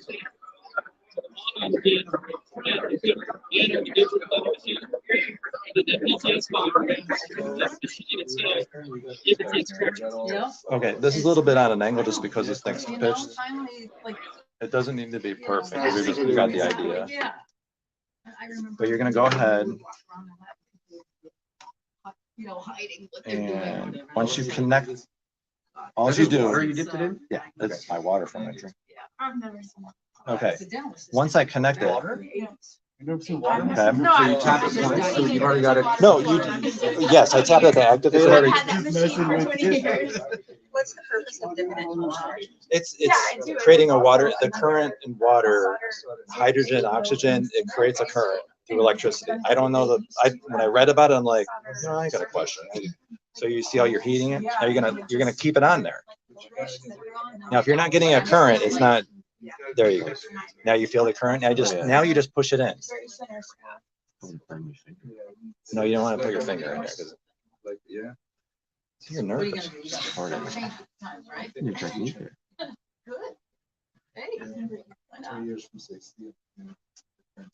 So what do I actually touch it to? Like, Okay. Oh, if it's not current, if it's not flowing, that means that means the solder already went under it. You can see, I can see the solder is brazed. yeah. So try just put it under somewhere else, like just so you can feel what it feels like. Like put it on like right here. Like here? I just did this for the show, just in case they take pictures. Like once you connect the current, you might have cleared. There you go. Okay, you got it. Now let it flow into it. Just let it flow. Like once it heats up, you're just gonna, once it heats, you'll feel it. It'll be just flowing like soda solder. Just keep it on there and let it flow. Just keep it flowing. So you gotta hold it right at the joint in between both. But you're doing this because you're shaking it. The current has to stay. If it's doing this, it's dancing. So you keep the current. Don't have too much coffee before you do this. There you go. There you go. You got it. So it's Now, normally I my chair has and you don't and you're not on YouTube. And typically you're probably not on YouTube either. No, that's cool, man. That's great. Yeah. So it's a learning curve. Yeah. But once you well, you have more control of heat too. You don't have to worry about overheating it as much with the torch. And when you realize you're doing this, notice as long as you had it on there, right? You were overheating it, whatever. Look at the prostate. You see any? No. No, it's good. Your finished product's gonna look like that. It's hot. But I touched the whole thing, so that's cool. That's great. See, I have one of those. I didn't even know you could use it for that. Well, no, you'll be trying it now. Like, that's on low. That's on low. This is not stainless steel. They're bands. So let's say getting their bands from us? You guys get it. Works the same way. If you weren't using this, you just apply flux and bring the solder in the same I way. did that. I'll do it. I'll do the next one like that. If you want. Let me try something else. I'm gonna try and get some of these. I use a lot of dental stuff. But check out, you were doing it not in a flowing manner, but look how it flowed underneath. Beautiful. You see that? Is that crazy? It's great. This one's still a little flames. And when you go to finish this, the finished part looks like this. Like that's your finished part. Good. So it's great. See how it went underneath? And that's him like not doing a good job. Like, Yeah, first time doing it. First time doing it. First time doing it. here's what like that's after just lightly finished.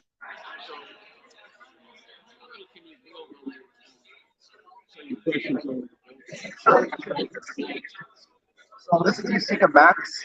This is a desktop, kind of a desktop level printer. So depending on your articulator interface, you can fit anywhere between 5 to 7 quadrants. Full arches, if you horseshoe them, you can fit 2 to 3 typically, depending on the size of the arch. Two models, two sets, one building. How long is that? Those are going to print in about 35 minutes. Yep. So it's very fast, very, very. 35 minutes. How long does it take to reclean to get ready for another? All you got to do to get it ready for another print. Let's say these are stuck to your build plate, right? I recommend using like a paint razor, you know, that you would get at like a hardware store. Just get it underneath; it'll pop right off. Toss them into your washing unit over here, and then if you're printing the same resin, just make sure there's no chips of cured resin on here. Otherwise, just move it back in.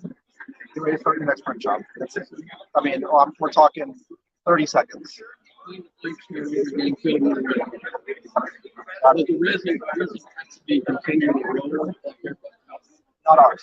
So all of our resin is small batch manufactured, which means the reason that you get resins that have to be rolled like that, a lot of times is because maybe they've been sitting on the shelf for a long time, so all of the different monomers have, you know, separated in the bottle. You've got to remix those up. That could be one of the reasons. It also just could be the formula of the resin that requires extensive mixing. So all of ours are small batch manufactured. So, you know, you get this in, shake it up for maybe 30 seconds, it's ready to pour in. Yep. You don't need any kind of roller or anything like that on it.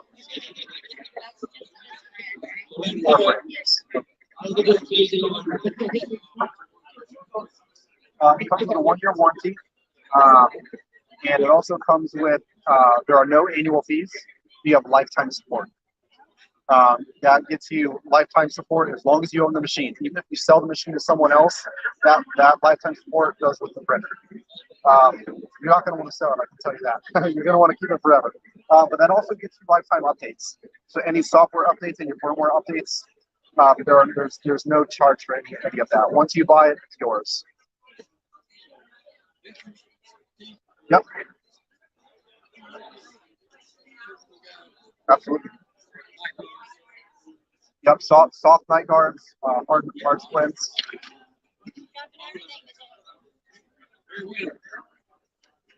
And I will tell you, our support is top tier. You know, if you call us or you send us an email to our support team, you're not waiting a day or two to get a response back. I mean, like in the US? Yeah. So all of our support technicians are in the US. I actually used to be in support, and we all used to be in Louisville. But now we have one in Louisville. We have one in Portland on the West Coast. So, you know, Eastern time, our support hours are 8 to 8. Here in Central time, obviously that's going to be 7 to 7. So you got, you know, a very long support. We've got support technician in Connecticut. We've got one in Michigan. So, you know, we've got support technicians all over. And the nice thing about our support technicians is they're all lab techs. They're not IT guys. They're not like people we hired off the street. They have all worked in laboratories. Yeah.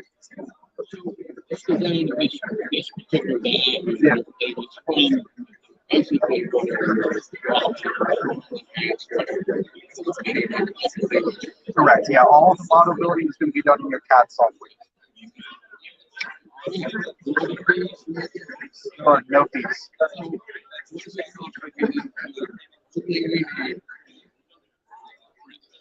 So, well, it depends on what you want to print. Let me explain why.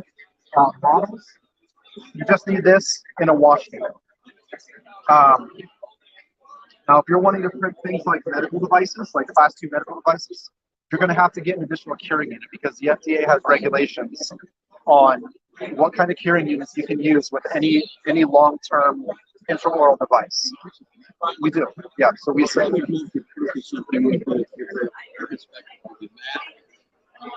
it all, right?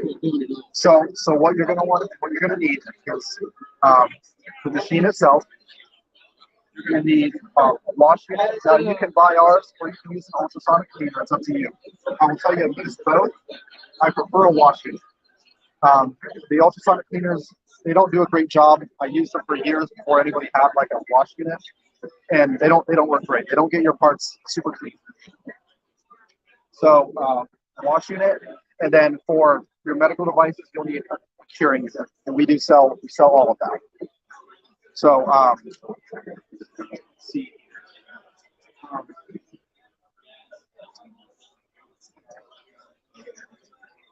We actually have a special one on receiver printers right now, just under $10,000.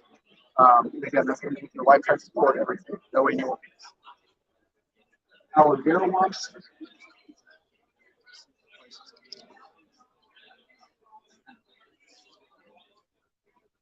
So our barrel wash is 520. This is a dual stage cleaning unit. So you have a dirty bath and a clean bath, and that's going to be isopropyl alcohol. And then as far as curing units go, we have various options. We have like 4 different units ranging anywhere from like think about $900 to $3,500 depending on which one you want to go with. So it varies.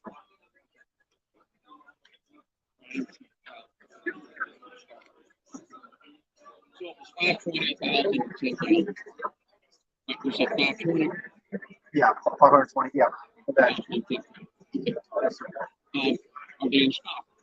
Yes. Ready to go. And the training you said, how does that So we do. So our training. Fortunately, those machines are incredibly simple to use. You could literally train anyone off the street to use one. So the training that we do is it's a 2-hour team viewer training. You guys use team viewer with your CAD software where like they remote in. So yeah. So our trainer, his name is Ben Guilford. Awesome guy. He's from Derby Dental Lab. Very, very knowledgeable. He's been using these for a very long time. He's an excellent trainer. So you'll do 2 hours on TeamViewer and slash on the phone. And then at the end of that, you guys will go through and you'll get your first print job going, and you'll be ready to go.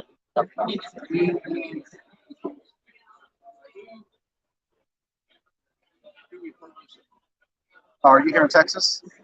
You're looking at them. Dude, yes. I'll give you. Oh, you got a brochure. If you don't mind, be careful. Can I scan your guys' badge? Okay.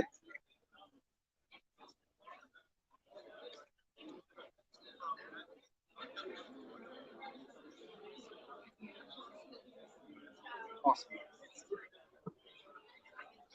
All right. So just to reiterate, one thing I really want to,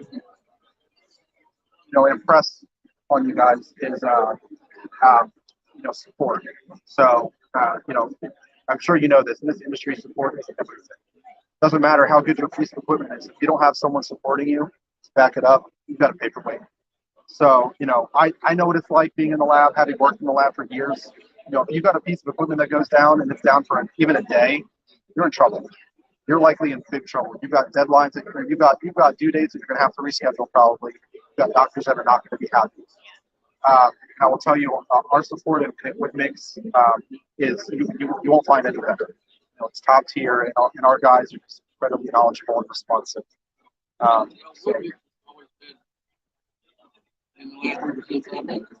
oh yeah.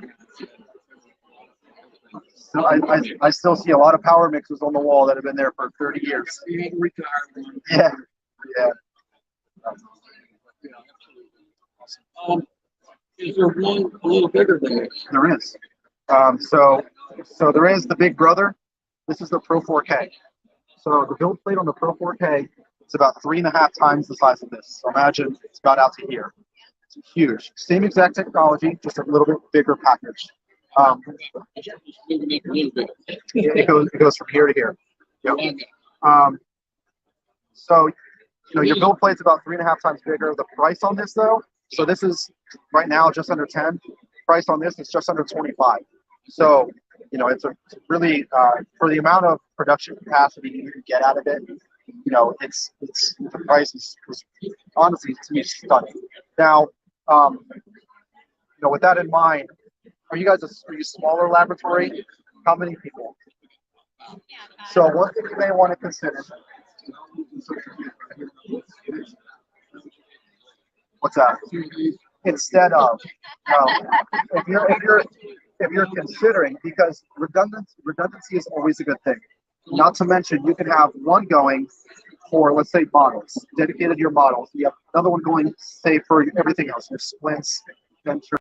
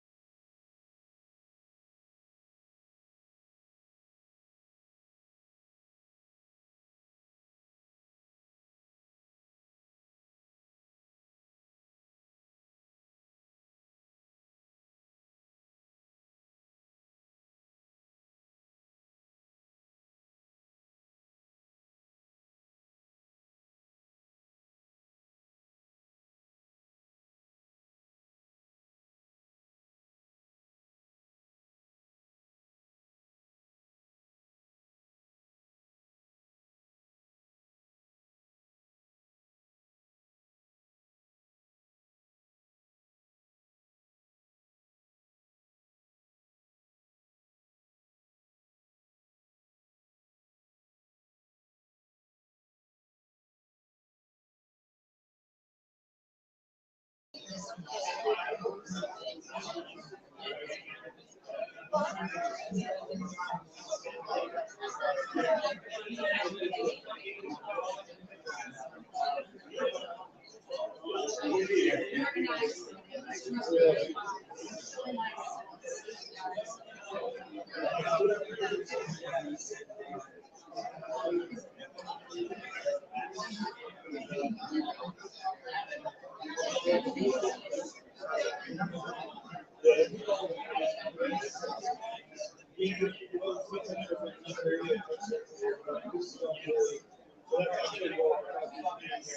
gonna get a demo on this thing. He's gonna give it. What's your name? Bryce. Bryce. I'm Cade.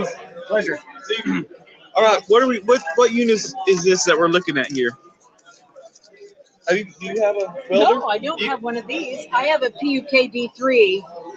What is this? Okay, so you have like the phaser then, the puck. Yeah. So this is actual laser. Laser welder, exactly. Yeah. We have electrode. Yeah, so something like this then. Oh, okay. Well, So one of these you ones. you do the laser ones too. Impulse, huh? Yeah. So we got the little pulse welders just like these, and we make 4 different models of them, different power ranges. Oh, This is that's the smallest tiny. one. Still very precise, very powerful as well. Good unit. And then we do the laser welders as well, like that one over there. That is very tiny. There's an ignition key on it. That's right. So does it go? Yeah, does it have a little? So the key is required by OSHA because you have to take out the key whenever you leave. Really? Oh, to not have the laser Turned somebody on. okay. Exactly. Well, they don't have that in construction.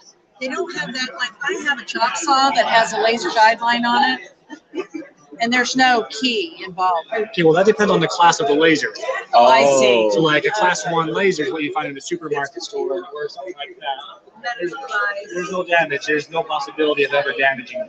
These are class 4 laser welders. Class 4 laser welders are strong enough to melt metal. So your chop saw. There you go. Yeah. It's just a visual. Yeah, if you chop saw, if your laser goes through metal, Yeah, exactly. Right. catches wood on fire. Yeah, exactly. What do you got in your hand? Is that what you're? I'm just playing around with a piece of scrap metal. So you're familiar with this type of welder? Yes. Okay. So on the laser, it's a little bit different. There's no grounding clip. There's no electrode. There's nothing to worry about. What? All there's going to be. You don't have to clip a little thing to the metal? No. All there's going to be is a laser beam coming down. Yeah. Worked so hard to wax. Yeah. Oh God. No. Exactly. You just have a laser beam coming down, and it's going to melt and fuse the parts together. Okay. So this has a live feed camera on it, so you can use a microscope or the camera. I'll just stick your hand in here. You can go this way. Oh, it's got crosshairs. That's right. So the way a laser works is it has to be in focus. If I'm out of focus, the laser's out of focus and it won't weld. Same thing if I go up too high. Like it disperses too much. Exactly. So if I'm in focus, then it will work just fine. I'm going to grab this foot pedal from you. Here, we can switch places with you if you need. That's all right. So all I got to do is I line it up here underneath the crosshairs. Hit that foot pedal. Are you tapping your foot or just holding it? I'm just holding it down. Okay. That is really fast.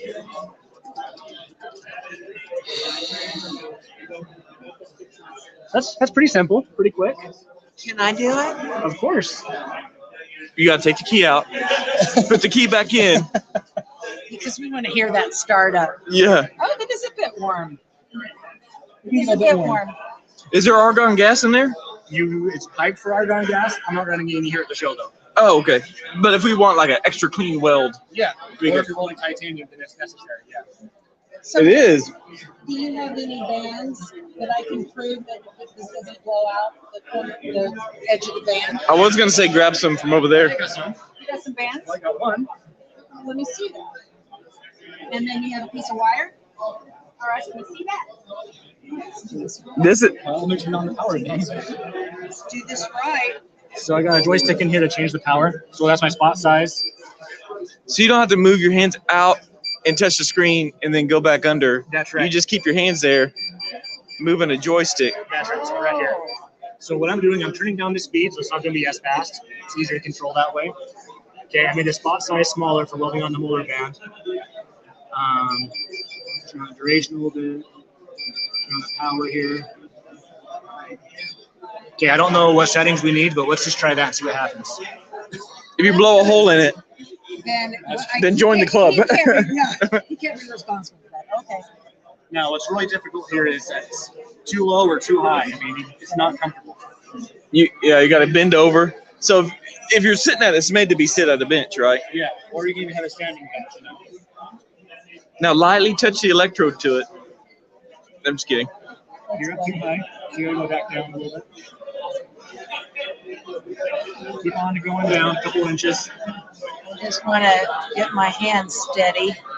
Oh! Down, down. Right there. Getting it in focus. Okay, right there. All right. Oh, that is a really good focus. Wow. Now, how much coffee did you have? Okay, now I know where my fingers have to be there. I like this position. I do too.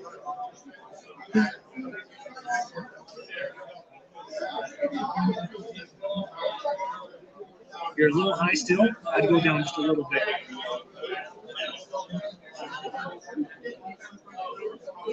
Did you go down? Oh, you mean as far as the... Sorry, your parts were a little high up there. So your fingers were in focus, but the part wasn't in focus. So that I can actually... I swear, next time I'm going to bring a stool or a higher table. Yeah. One of those adjustable. Exactly. So does that mean too high? Oh, no, she's coming in. There you go, right there.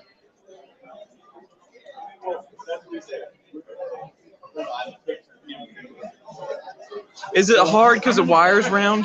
Yeah, I'm going to go ahead and drop the power just a little bit here. It's hard because I can't... Because you're not steady. I'm not steady, and I can't put my elbows there. Exactly. You want me or him to run the pedal? I got my foot's, the arch of my foot's starting to cramp up. There. Not high enough. I've tried it. Oh, it's not high enough? Oh. Then you're down like this low. I tried. Things were stupid. I tried. Can you do it this way? No. Oh. There.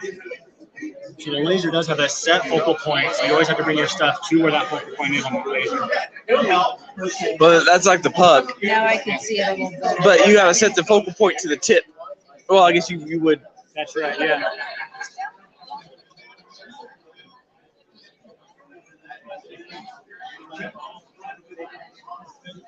Doggone it. Oh my God, it's like you want to rip it out of my hands. I know. Okay, Kane, let's switch. Oh, You try it. I'm not even good at that. Yeah, you are. I know you can. Hey, Kane. Oops, sorry. Okay. Oh, yeah, I know. Oh, did I? I'm sorry. Typically, I start off on like. I'm sorry, brother. Shoot.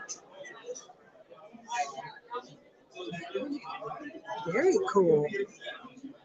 There you go. Right there. Shoot, it's me. I always blame it on the tool, right? Oh, that's cool, Cade. Going. Oh, I got the edge. Well, that's very cool. It doesn't blow through it. How is it? Do it again. There's a shrink chest. That's great. That wasn't very long of a weld. But typically, you probably want to go on both sides of it there and actually weld the whole thing. That's fantastic. Wow. Well, very cool. Is that an air compressor nozzle in there? Yeah, so I got this nozzle for argon gas. Okay. So we do water on argon, and then this one is compressed air. Oh. Right, so if I wanted to have compressed air in here. Do that again? Oh, So this is for compressed air, there you are. Sorry. and you can have compressed air to help cool things off or whatever you need, Oh, right? yeah, that's great. So And then this is the argon right here, so you move this wherever you need it to go, so it's blowing on the part. So you kind of feel it. Yeah. Man, this is. And again, argon's not really necessary for a lot of metals, like stainless steel. Thank you. But like with titanium, it's nothing. That is awesome. So, is there any back order on these, or do they? It is back order. I figured something this So I've actually got a few different models of these. I got smaller ones and bigger ones in this. These ones right here with the live feed camera on them. They're currently several weeks out. But I have a smaller model as well that's lower power, a little bit slower, no camera, but still touchscreen interface. I actually have probably about a dozen in stock right now. So lower power would be for ortho. Not much. You don't need much for ortho. Yeah. So a lower power would be just fine. Yeah. 10,000. 9,900. For the small one. For the small one. Yeah. That's right. So I see a USB port over here. What would you use that for? Like uploading software? Yeah, so software update if you do that, or on this you can actually record video. So if you're trying to train a class, you can record videos on here what you're doing, and then offload them to that USB right there, and play them on your computer. On the other side here, I got an HDMI plug-in as well. So if you want to have a bigger monitor for like a whole class, Yeah. you just plug in right there. That way everyone can see. So if you did a course for us next year, Yeah. you can just bring this into the classroom. That's right. And plug it right into the projector. That's right. That is cool. Well, thank you for showing us this. Let me focus in on your card real quick.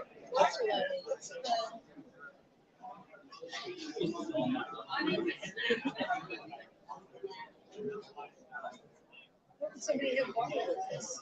I know this is dumb. So I have water on the inside. It's a coolant. So this has dual cooling on, so it's never going to overheat. Older lasers didn't have that, the newer ones do. So I got water Sorry, everyone. through the whole system all around every coolant, so you can run it high noise reduction if you needed to. And it just keeps it cool. Yeah. As far as maintenance goes on these things, there's really two things. That water should be replaced once a year. There's just recirculating? Yeah. Funky. It's deionized water. Just replace it once a year. Yeah. Unless you're using it hardly ever than every other. Isn't it called heavy water after you're done? No. You gotta find a. Yeah. I'm not even gonna laugh. And then there's a little flashlight up here in the hood. That's like the light bulb that makes the laser beam. That should be replaced after about 5 million welds. So weld is it? Each tip. Okay. That is cool. That man. So what I just did was maybe 5 or 6. Little spot welds, yeah. Yeah. Chopping a bucket. That's cool. So on this laser, I've carried it with me to several trade shows. That was in our lab before that. And currently I have 30,000 welds on it. Oh, you have a thing on there that will tell you how many. Yeah. That'll make it easy. And so emergency stop is. Sometimes I like to have people with a little ticker next to me as I'm welding, and they're counting every weld to 5 million. Right. Oh yeah. Okay, you're to 5 million now. How many times is that little ticker gonna roll over?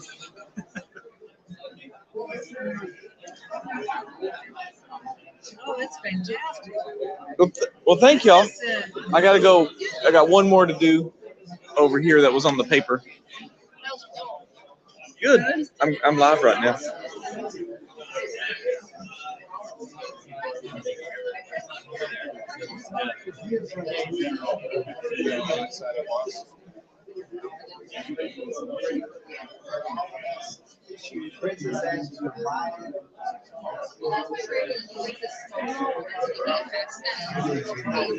not here yet, but if you want to take pictures of the booth, I don't want to hang you up. You know, I'm gonna get out of the picture. Well, let me go. Let me set up a camera.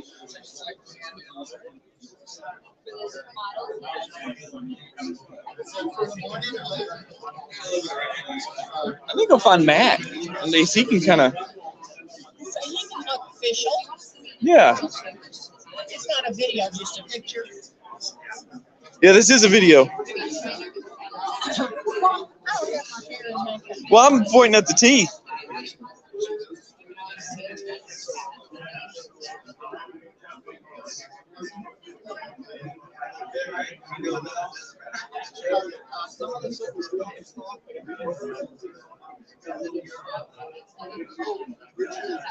All right, let me go. I'm gonna go tag this real quick.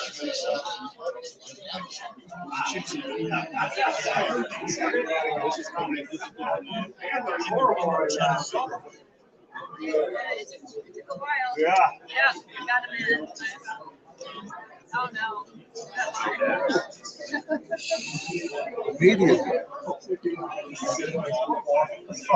God. I can get in your back.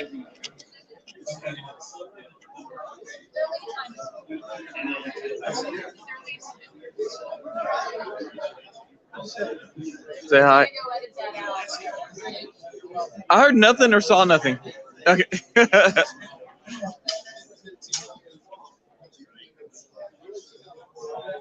Hello, how are you? Missed all Peter Peasy's hands-on that he was gonna do. I missed everything. Yeah, I bet. Yeah. I guess he's safe though. Yeah. Sat on a plane for 6 hours and it's crash. Didn't move. Oh, that is terrible. So I got bugged. I guess he's at the airport for 6 hours. He's on the plane at 2. Taxi. I don't know what the laws are now. He offered to do a virtual one, but I don't think. Well, I wouldn't. It'd take me too long to get set up. And hey, Jessica, can y'all do a demo for the live stream? Like, does Jason? What is he like? Everything? I don't know. He's one of work. I don't work with him. I'm in my own world, Kate.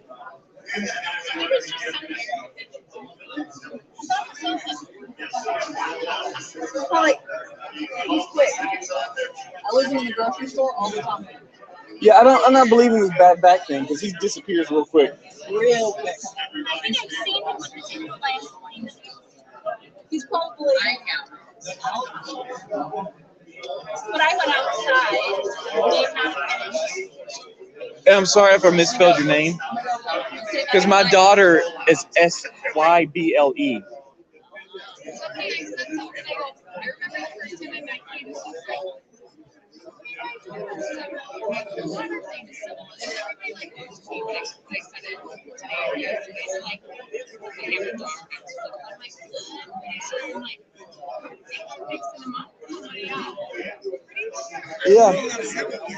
Yeah. That's why I was like, oh, hey, my daughter's name is Sybil, named after her great grandmother.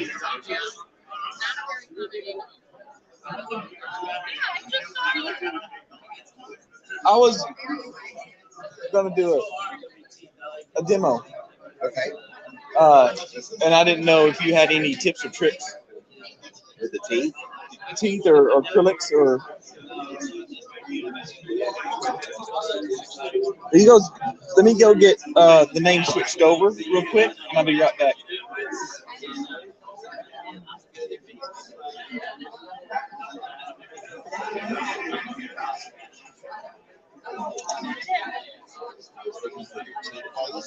Oh, I didn't bring any. So just slide them on 1060. We didn't bring that one either.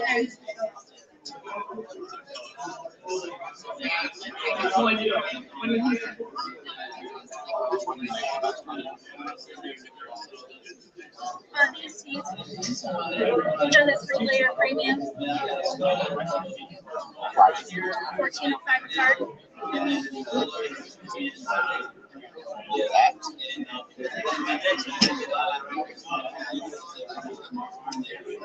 Four flasks. What do you want me to put? I'd say four flasks, but my brother said shut up. I'm anti-point. Okay, good. Then People know it. we don't need to do that. So let's push through, and I'll push your separator, and I'll say, as always, you'll feel like it's the special choice of sex lab. It's that lab. We have more sheets than any other manufacturer. You're vital on 1060. Let me tell you your deal. We took and bought every acrylic we could, mixed it with a monomer that we developed. We took and found your shit that blended with everything we had, every fucking time. except for dark ethnic. Well, that's why we use the shit out of it. What did I buy? 30 pounds? And I know, but it blends. Whatever it is about that product, translucency, it doesn't get the white lines, nothing. So, there's a bunch of them on here at Vital. yeah, largest selection of color. So, yeah. You good? Yeah, we're gonna do a demo. We're doing a deal. So I was coming up with no. What time is the bar open? People are asking. 6. This ends at 5:30. The bar's scheduled at 6. It's like last night. These are for pre-mixing. See, I'm ortho. Okay. So these we are salt for and pepper. measuring the powder and the liquid. We And- recommend using one for powder, one for liquid, or else Oh. you're going to have a mess on your hands. Yeah. But I wouldn't want to clean that out. oh no, it's done. What is this? This is an acrylic mixing cup. It's made out of Oh. Teflon. A smaller one. Yeah, I know this sounds funny, but when I do soft liner, I do in small batches. And when I do impact, I do it in small batches. So I need a smaller. I use coffee cups. I use my friend's coffee cups, and I need something smaller. And I had to. People think I'm crazy, but I put base plate on it because it slows down the process. But it also, I don't know how to explain it. It's a better finish when you do that. It prevents the acrylic from drying out while you're letting. Are we still recording? So, largest selection of color of acrylic. Yeah. These teeth are highly liked by my clients. And this is the best separator on the market. And all of Fricky's acrylic are Stubbs Labs preferred acrylic. Oh. So, you can take that to the bank. They're all manufactured inside the United States. Really? Outside of Chicago. I'm sorry. Own business. No, I'm kidding. Just move it to Texas. Everybody else is. You know, Texas, Florida, something like that. Yeah. Texas might be a little bit more central for shipping. Ellie Dent. I was trying to read this, but it's up there. That's nice. New Shine compound. Yeah, that's just a polishing compound. Oh. Put me down for some of that. See, this was a ploy to get him to order a bunch of stuff from you while we're here. And you can send it around that. And I tell you what, I actually have been looking for new graduated cylinders. What sizes do you want? Both. Okay, one of each. Yes. And she said, "Go. It's okay to mix them up, powder and liquid." No. Oh, she said no. And salt and pepper shakers. Yep. And they don't have it here, but they have a tint base for acrylic. I custom blend all my ethnic colors, and the doctors absolutely love it. It looks natural. Do they send a picture of? Sometimes, in but I there? have a whole formula. I have white, medium, and dark. And it's right in there, and it blends. It's fantastic. And it's a great way to describe it, because most people are not more than medium. And it works very well. So, and I do get pictures, but a lot of the pictures are skewed. So, oh yeah, custom blend it. My dad, we've done it. We put a little bit in there, mix it with a monomer, put the powder in, it blends up. You can tell the color. It goes a hair darker when you process it. Done. And how many of those have I done over the years? I buy that stuff all the time. Yeah, we sell all of the colorants and we use custom color ornamental material in-house. What's soft monomer? Soft is flexible. Oh, okay. For soft, okay. I thought it was like hard water, soft water, like in your shower. It just mixes well. Ooh, that's a dark red. That is the wax for processing, for waxing down, by the way. I have, I don't know, 16 boxes of this stuff because it was short, and they have it. So buy some. Look, manufactured here. So did y'all have any problems with supply chain issues? A little bit, but my dad likes to claim that he made it through the shortages in the 70s. Learned his lesson? By seeing into the future, so we've always kept trying to make it. And that helped us out the last couple of years, and it's probably going to help us out for the next few. Awesome. Well, thank you. We have teeth, we've got acrylic. Oh, put a card on the table. Here we go. I'm going to do Sybil's because it's a better name. Sybil. No, I'll do both. No, they're both good. They're both hers. I have mine somewhere. We message. We just message. All right. Thank y'all. Especially after the Top Golf. That was fun. Yeah, I heard about it. I think some people had too much fun. Just Lindsay. We need a Jason Stubbs tour of favorite products. I like these teeth too. No, I like their teeth are really great for the 3D master shades. And God knows how many of those damn plastic shade guides do I buy? Still my favorite. You know, Drew, you buy one thing from him and he brings a card to the show and we max out his account. We got some singles. Are those singles? That's a digital denture tooth right there. Digital denture tooth?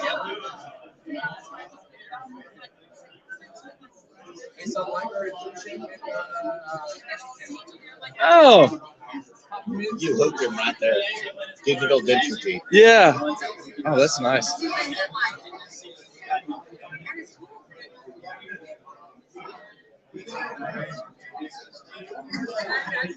That.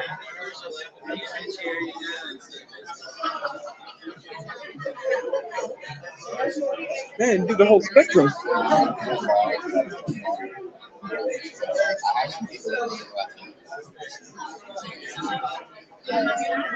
All right, thank you.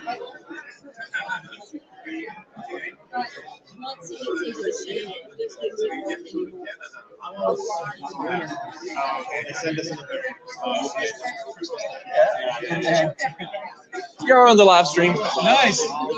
I like Tina being on the live stream. All right. She's my model, my booth babe. Well, you need beautiful people. Here we are. You know? Yeah. You want us to talk? You want us to wave at you? Let me rotate this camera. We're live streaming right now? Yeah. All right, everybody. Welcome to the show. Oh, I got to change the name. Keep talking, though. All right. We're here at the Desktop Health booth. Meeting with our orthodontist friends, Ortholabs. With Tina Hansen. I'm going to have you in charge of this. okay. All right, Tina. At Bonnie Brand Orthodontic You got Lab questions? in Denver. You got questions from the crowd? Let's there we are. So what's the difference? Tell me a little bit more about the way you wash your, you said it was a 3-minute wash. We're gonna do a 11-minute print. 14-minute print. Okay. Okay. So you guys are running your models typically is horseshoes, right? In this case. Some of them are full palette. It'd be nice to know how, how quick this product is with the full palette print. Let's mimic that. Oh yeah, great. And see how many fit on you. That's funny. Let's take our restorations off. We have two types of model materials. Okay. So we have model Z, which is named after Z for fast build in the Z direction. Oh, sure, of course. So it's highly accurate. We build it at 100 micron. Right. And then Model X. Model X would be your restorative, diagnostic model material. Okay. But this one's for ortho. Right? Okay. Point at the right one, ortho. Yeah. And obviously you're going to get a really nice finish still. Right? That's our ortho quality. Oh, that's fantastic. Right? But let's go back to your question about, thank you. How many models we can get on here? As soon as I can get this articulator apart. Oh, there we go. So that would be a full. And then obviously we would have our horseshoes, right? Sure. Now, when we look at this build, in profile, we're looking at roughly 14.5 millimeters to about, in this case, probably close to 22 millimeters. So what I've figured out through experience printing at 100 micron is that we're building about 1 millimeter a minute. Okay. Okay.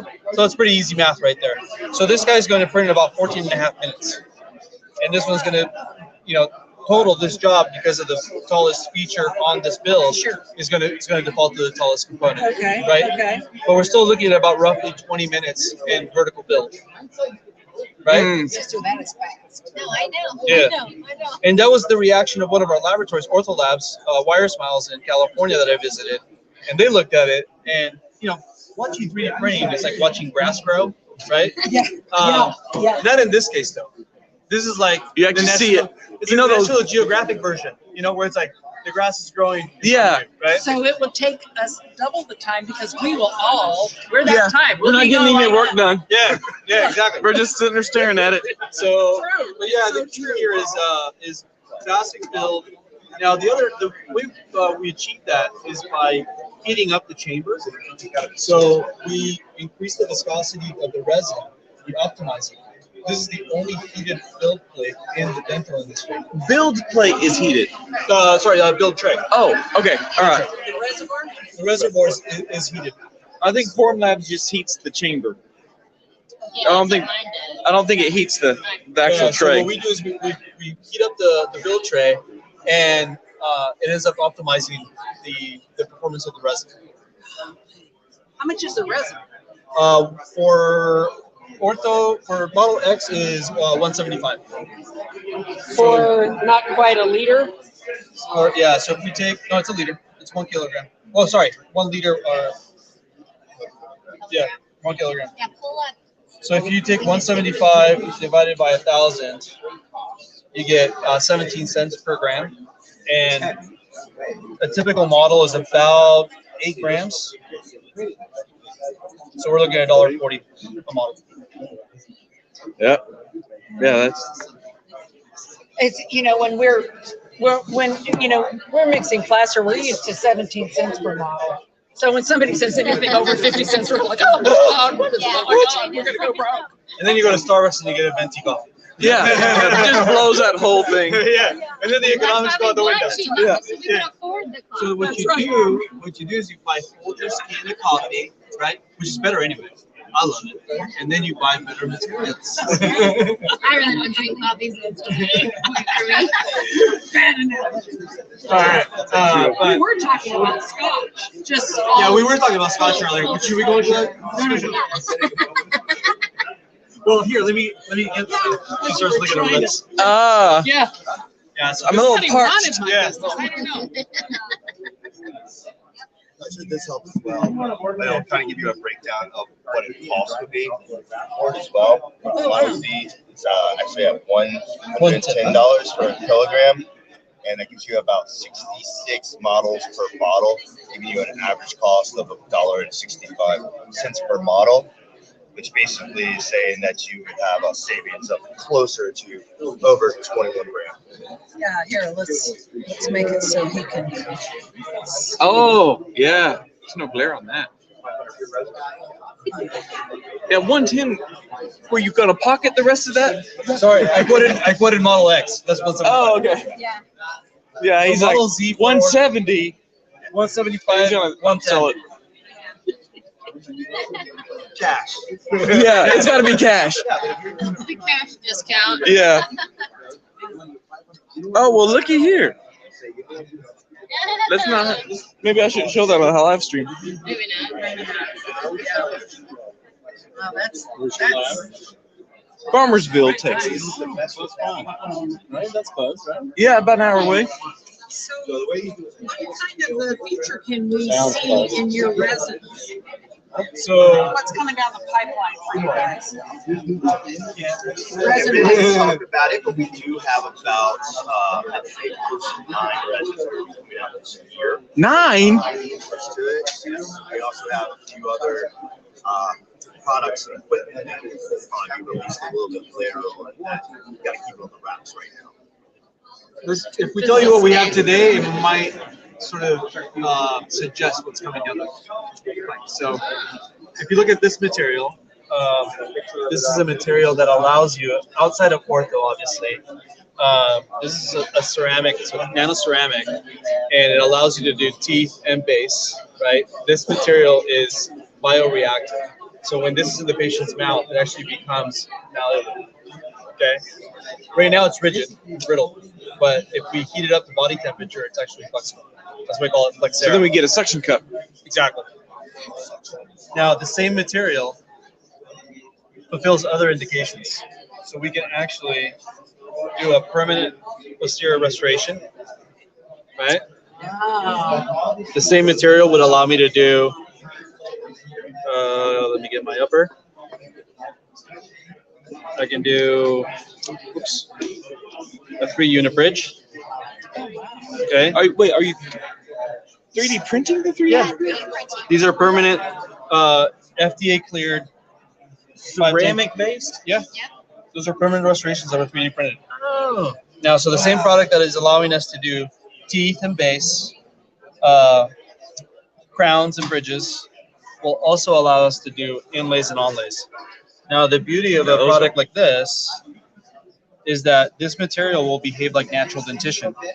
So when in occlusion against opposing dentition, you're going to get the same give and wear pattern as natural tooth. Yeah. Then it's not like zirconia that wears down the opposite tooth. Exactly. It gives, well, like what we're missing with gold, because gold it shifted and moved. It was the best for opposing natural teeth. I didn't know that. Wow. Now, in the implant world, the same material is going to allow you to temporize it all in X case. I don't think you could have. If you handed that to me, I probably couldn't have said that's 3D printed. I don't know. I'm just gonna. The other colors as well that it comes in. So the Flexera Small Ultra Plus comes in 6 different colors. Now, do you mix the colors or buy each individual separate? You should go ahead and customize it. Go ahead and get the correct color that you want. A lot of times people will go ahead and go with one higher and potentially go ahead and get the correct shade. Right. And then not only that, then you can also get into aesthetics. Now, milling a veneer, a contact lens veneer is pretty tough. But when you 3D print it, it's one of those you can see light through. Yeah. It's very translucent. Well, that lens, I can't tell which one it is. Yeah, it's coming right. It might be my camera. There you go. Oh yeah, I gotta get a shadow on it. It's really bright here. So now, if you look at these materials, you can kind of think of what is coming down the line versus materials that are built today. So being done through additive manufacturing. Got a tidbit. Well, we also got this. That's ortho. Yeah, so this right here, the reason why it's perfectly crystalline and transparent is because of our branding technology. So this resin is not overcharged with photo initiators that continue curing and yellowing. Okay. It's just the right amount of photo initiators to be printed by this technology. DLP? Correct. Okay, DLP. Yeah. It's also at 385 nanometer. So it's the closest to natural light. Oh, because some of the others were like in the 400s, I think. 405. Okay. So when you're talking about materials such as Flexera, you need to go ahead and have a very stable light source. So you want to go ahead and make sure that it does perform. Very cool. What do you think? It's awesome. Yeah, I think they'll. Oh, throw out a business card on here and I'll focus in on it.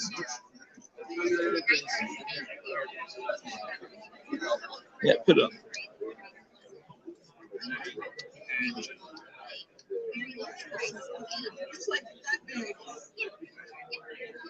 All right, thank y'all so much. Thanks for coming. Do you have any questions?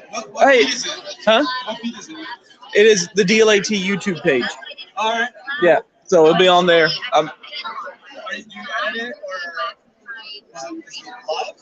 It's live. I got 3 cameras around, and I'm switching back and forth to all the table clinics.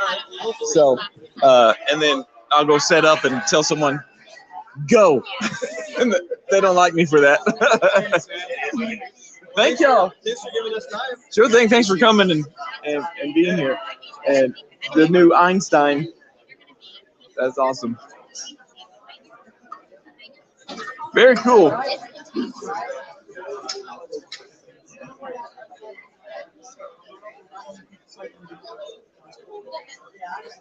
So I'm gonna get y'all paying your bills on here. I know I'm not doing good streaming ever. Well, it's okay. I think we're starting to wind down a little bit. We got podcasts going on.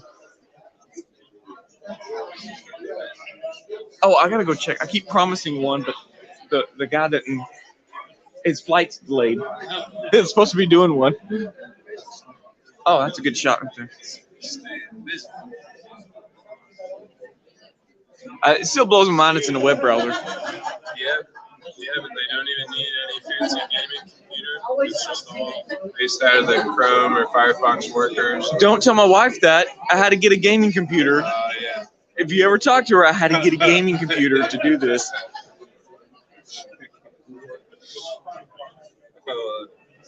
Awesome. I'll probably be back. So it may be Monday, so I guess it's 60%. Good, how are you? Glad to see you here. It's great to see you. I was late getting started, but it's good. Oh, Good to see you. hey, been doing that all day. All right, we're at Yamaachi now. Am I saying that right? Yamaachi? Yamaachi? Yamahachi. Yamahachi. You got my card. We're live. You got it. You got it.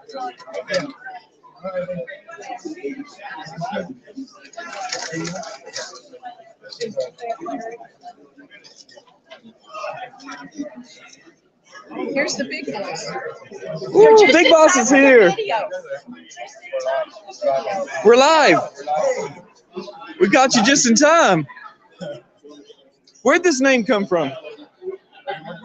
Where'd the name come from? We represent Yamahachi Dental Manufacturing. Oh, okay.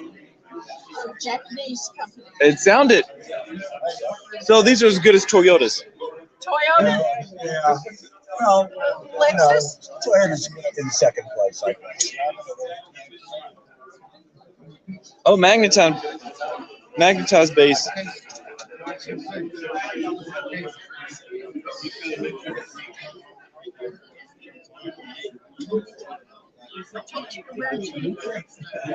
Texas. Ooh, that's clear. Millions of names on the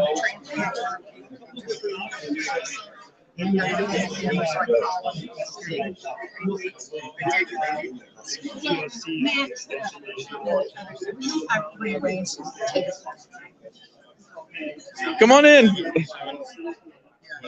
Y'all do dentures? Oh, well then you probably need teeth if you do dentures, right? He just flew in and just arrived just to talk to you.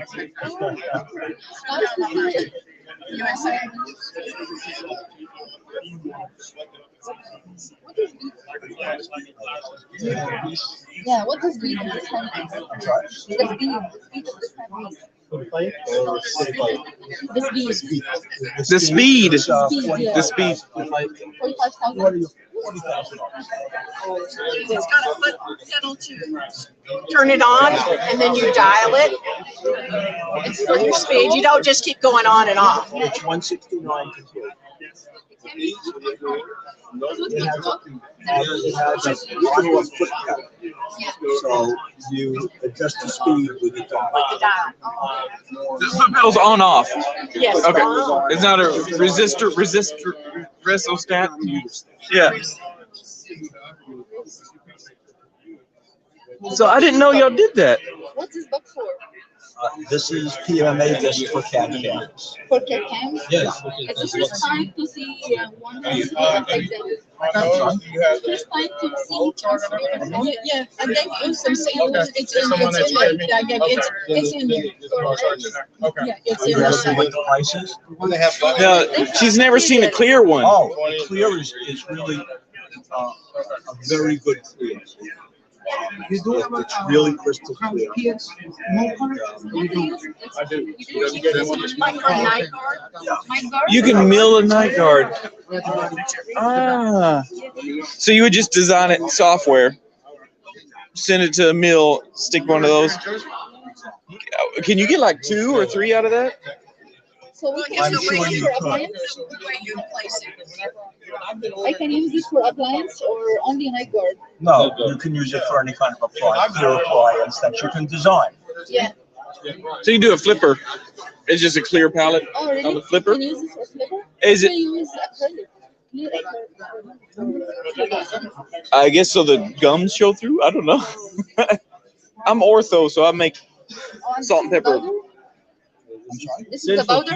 Yes. Acrylic powder and This it's is pure? a high impact material. And what's the color of this one after mixing? Well, this is a copy of 199.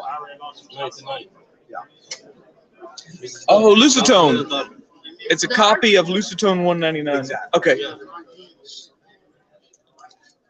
It's very close. So we do have some other shades. Oh, it's dark. Oh, yeah, the shading. Wow.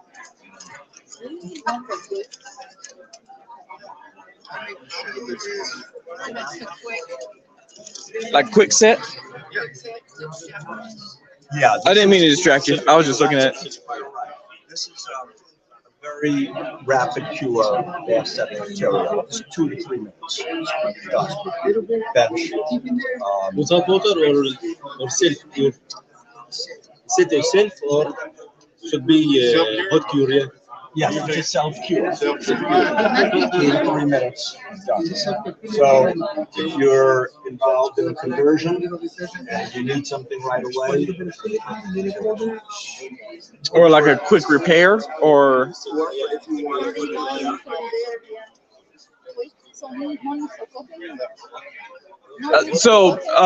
do you? I think he said bench cure. You don't need a pressure pot. Do you, okay. Because that's you could. That one's for Oh, I like this. Do you have one like this for the color? but this is particularly a 15-minute heat cure boil. So in other words, you put it directly in boiling water for 15 minutes and you're done. 25. Not 25, 15 minutes. 15 minutes in boiling water. You don't wait for it to boil. And the high impact material, it's 30 minutes, but you have to put it in boiling. You have to put it in cold water. Wait a half an hour for it to boil. Have it boil for 30 minutes, and then bench cool it for 30 minutes. So the whole process is an hour and a half. But you get a high impact material. So not when I went to lab school, it was like an 8-hour overnight thing. Yeah. Bring it up from a certain degree, and then you never get the boil. You just go up to a certain degree and then stay. Yeah. But that's quick, and it won't change color. You were asking about. You like all the color, the different. Because the patient coming. Ones that we stock are the LF, which is this one, and we stock the Beacon, which is this one. These two, and the Clio. Sometimes the patient comes for a line or repair, and it takes a time for getting the same color and same everything. Because sometimes the materials you have one material and you have to change it. And the patient is not different. Sometimes more light, thin. That's why this one great to ask the doctor or send him by message, email, anything, the color to select before sending. So is that something the doctor would have? And you just hold it up to the gums? Like shading it. Yeah, like shading it too. You just hold it. We want this shade of color. And it's color stable. Even though you're boiling it, it stays color stable for. It doesn't like darken. It doesn't change to an orange. A lot of them, when you boil it, it'll orange up on you. You have sampled this? Yes. Which one would you want to sample? Oh, you want the shade guide? Yeah. This is good. See this? And we need for. This is good. Keep going. You can use this. Oh, they have articulated. Yeah, I was looking at that myself. Wow. Do you have Itero? Which one? Itero, the small one. You know Itero? Oh, semi-adjustable? There is a small one called Itero. Itero, I think. Itero, the small one. Oh, I don't know. I don't know that one. It's very small. Sometimes doctors send us small model, and we have to use Itero for this one. Oh. Do you have You've heard of Itero? What? Articulator. Articulate. It's like real tiny. You have? I just got some in the mail when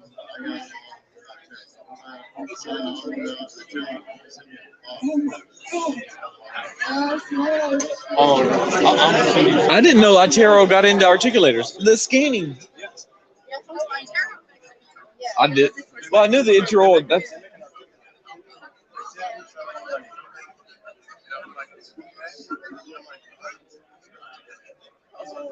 Oh, I had no idea.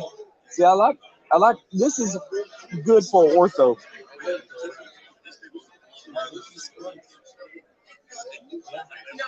Oh, save, don't. Well, yeah, that's not bad at all. 74 is magnetized. You can reuse this. Oh no, you can put. You know what? I had a guy that would use beer caps. He'd put beer caps on there and mount them, and then he could just dispose them. He had somebody, cause he had a drink from the friend's party. Yeah, and he'd have an assistant grind off the beer label on the. So you use a beer cap on the inside, and then mount it. And of course the ripples on the beer cap. Yeah. They usually use this one. For a hit QR or it's different fluids they become repair dental or remain is different shade. It's different. Yeah. But this is the My only grade one. here in my lab is different color. Doctor say But this why one was completely the same color. I can't have it. You use the 99 is good. I use 199. too much. Yeah. Yes. So you guys have some kind of repair material that will like match close to matching 199. And so a lot of them are the same because they'll be a more red. I use the different. Yeah, they won't be. And so when you do a try it. Is that with a pot or without a pot? So you have to put that in the pure pot under pressure? You don't have. You don't have to use it on the bench and use hot water without putting it in a pressure pot. Because there are some you have to put in a pressure pot, and then this one you don't. So you can heat it in hot water in a bowl. When you repair and just put it in the bowl, and it's set. You don't have to put it in a pressure pot because you know how sometimes you don't put it in a pressure pot and it gets porous. And if you don't have it in the pressure pot, it gets porous. So with that, you don't have to put it in the pressure pot. You can just put it in a hot water bowl. And it works for him. Sometimes What's the name of your lab? Gold teeth. Gold teeth? The metal? Oh, gold teeth. I've heard that because if you person had say, number 10 was a gold, and now they're going to need a denture. They don't want it to look like a denture. They want that. Put that gold. Mainly for number 7, number 8, number 9, the anteriors, or 23 or 24, Yeah. 25. Yeah, they're like, well, are you asking like where you can get that? Do you know where you can get gold teeth to put in dentures? These are also these are fixing. I work in, you work in the fusion. I work in yeah. Where's your lab? Oh, Fuji. Is that Rockwell? No, Yeah, Rockwell. where is Kip? Where's Brock? Oh, they're playing I didn't see him. No. You tell Sure, I also work for shows. Oh, sure. So, yeah, thank my customer. And now that I'm with Yamahachi, I thought to save this. I thought, well, maybe if what you have that brought would be here. Please, yeah. Thank you. Thank you so much.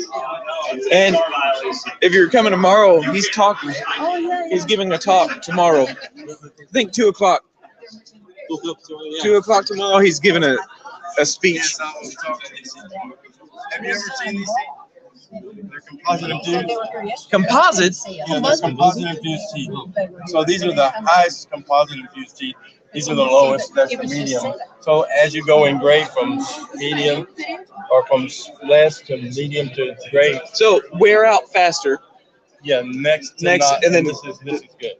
And then doesn't wear down. They have a lot of flexural strength too. These teeth have a lot of flexural strength. I use them on all on four. And when I use them on an all on four, I gotta have flexural strength because I gotta give something has to give, or they'll shear off. These teeth won't shear. Well, yeah, you can put them in flexible. You can put them in flexible. You can put them in all on four. You can put them in anything. No, because this tooth is strong. If you get a regular denture tooth, when you bang on a denture tooth, you can grind out the middle. Soft. The center of the tooth is up here. It's solid all the way through, and it's got a flexural strength, so it's going to shrink whenever you're trying to. These you can get a consignment of the PX. You just got to make sure that you're going to take this consignment and be able to turn over 3 times a month. If you got 100 cards, you're going to have to get a extra card.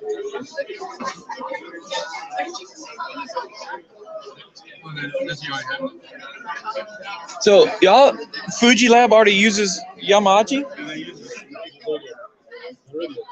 Oh, that one? Oh, okay. And so these are upgrade.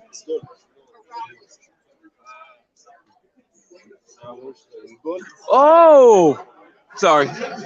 It's wax. And you mill the wax. That's cool.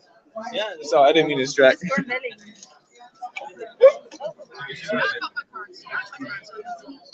Yeah, keep these on here. You can knock those off.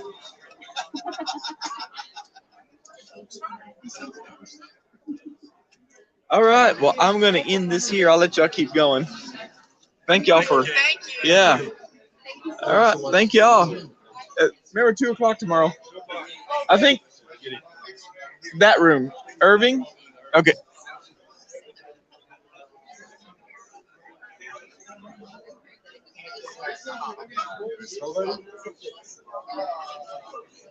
Okay, let's go to an accident. Yeah. 95 for each one of those. Yeah. We're live streaming. Oh, you're live streaming? Yeah. Uh-oh. I had to show the brick wall. Yes. That came in a pallet. It was a solid brick. Legos. Yeah, that was cool.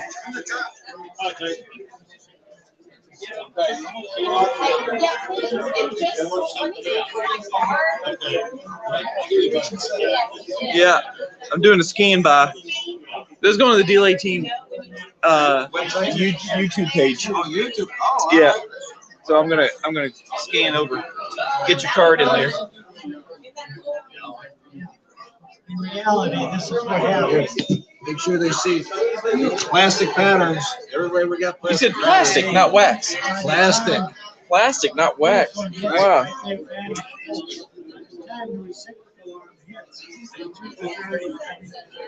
Variety. Whoa. So any partial denture guys out there or girls? Call Bud. Yeah, call Bud. That's awesome. Thank you. I appreciate you. I didn't mean to interrupt. Sorry. Your hair. So these are all the. Well, William sent me 36 of them. Thank you very much. I had, Enjoy it. did some, Yeah. Thank you. and thank you for something. Like I said, Not supposed to be in there. That's not supposed to be in there? No, I say, am I not supposed to be? Oh, no, that's fine. You can be in there. That's a new clasp I just come out with right here. What happens, it's got all kinds of space because instead of starting right here in the second ponic, you can come all the way back. There's nothing that says as long as you have the space, as long as the vestibule will allow this, nothing to say you can't come all the way back here, even to the second molar. And then you're going to get the amount of flexibility you're going to get out of it is going to make it just about like a piece of, like a wrought wire clasp. Look at that. Oh, look at that. I mean, you can bend this thing so you can get all the flexibility that you need out of it. I'm ortho. That looks like my flexibility for my, that looks like a cantilever bar that I put on wraparound retainers for. And I went to lab school, so we learned all about this stuff, but I haven't seen that. San Antonio. Oh, you did? What year? 2003 is when I graduated. Okay, because I was going in and out of the service of the equipment. Were you really? So, you know, Rosie and Graham, not Graham. Yeah, Jim Graham. Yeah, Jim Graham. Mike and Swain. Mike Swain. Yeah. Jim, the doctor, PhD. Dirks? No. The female? No. Evans. Jim Evans. Yeah, Evans. Yeah. Yeah. Tom Anthony. Yeah. So he taught me the ortho. Yeah.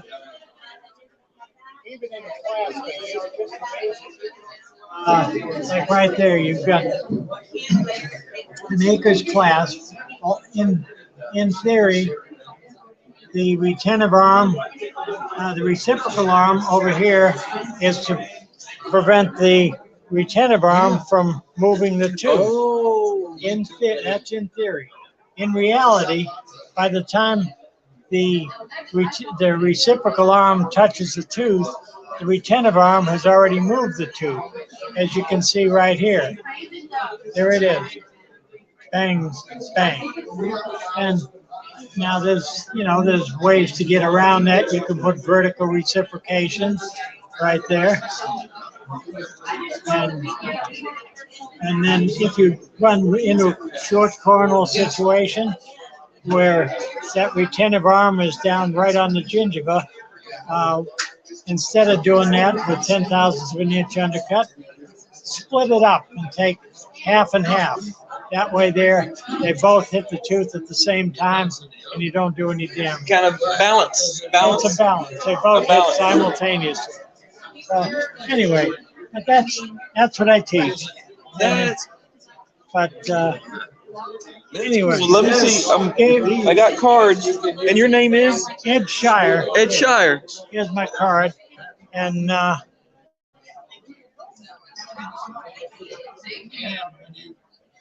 I'm hoping to come back here next year to speak?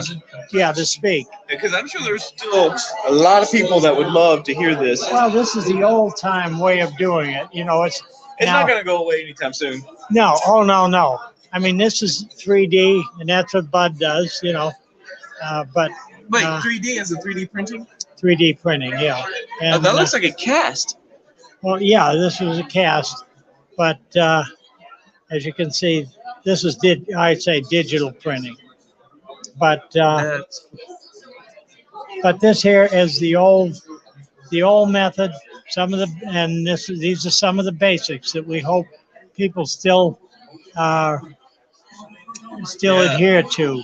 You know, cross arch rigidity, covering the retromolar pad, just the basic things that make a partial denture work. It brings back memories of that big casting machine we had there. And there was a big scare, like we had to start using beryllium-free metal for a while for some reason, and then we had to deal with casting issues and things like that. All of a sudden, did that go away? All of a sudden, Rosie decided chromium was voodoo. Mm-hmm. I mean, everybody else is still using it. Were they really? Yeah. But Rosie went crazy. But yeah, then you had to change to Nova Star. That sounds familiar. But of course, we had to cast with fake gold, you know, as students. Oh yeah, you had that technique. Well, and they would grade us on how long it would stay shiny. And they'd let it sit there, and the longer it stayed shiny, the better you shined it. You got a better grade. All right, I'm gonna move on down the line. Thank y'all. Hey, thank you for coming by and taking the time. You're a good listener. Yeah.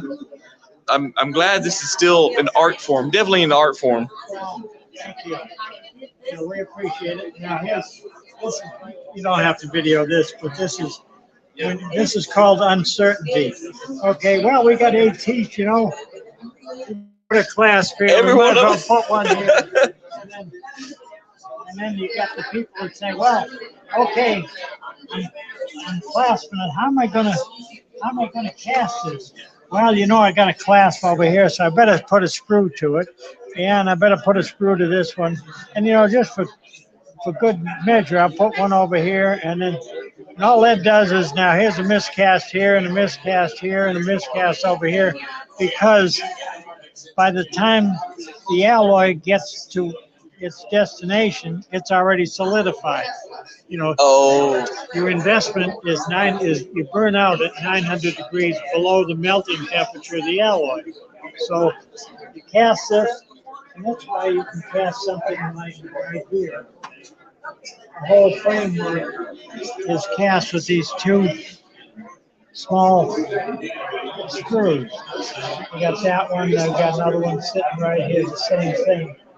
And if you only want to use one screw, well, you could do that too. It's all direction of rotation. It's almost a centrifuge or on a centrifuge. Yeah. But you put it so that this is the leading edge, so that it goes like this. In other words, in this case, the back of the cast would be the leading edge on the swing. So it throws it in. It throws at it a 90, like and it takes this, another 90 and or then 180. All the weight, the alloy is right here, and it runs through and comes right back around. It's not fighting itself. So you can see that casts that whole thing, even that retentive mesh. Yeah. And you know, it doesn't take all of the screws that people think it takes. Like this one right here. You can see right there, that same thing. The direction of rotation was this way. But it's all a matter of internal screwing. You just let the whole thing flow in one direction. In this case, it's all flowing that way. They met in the middle. They met in the middle, and that's fine. But they hadn't solidified before they met. So they just mixed. Yeah, so they can mix. The molten metal just mixed together. Right, and that's, you can see, it doesn't take, and that's not rocket science. I mean, you can see, we got some thin areas here, but all of this is just the metal is flowing in one direction, and it covers it all. That's amazing. It's almost beautiful. Well, thank you. Yeah. I like how you have the mistakes on here, too. Oh, yeah, well, the mistakes are right here. Yeah. I mean, it's good. It's a good example to show someone.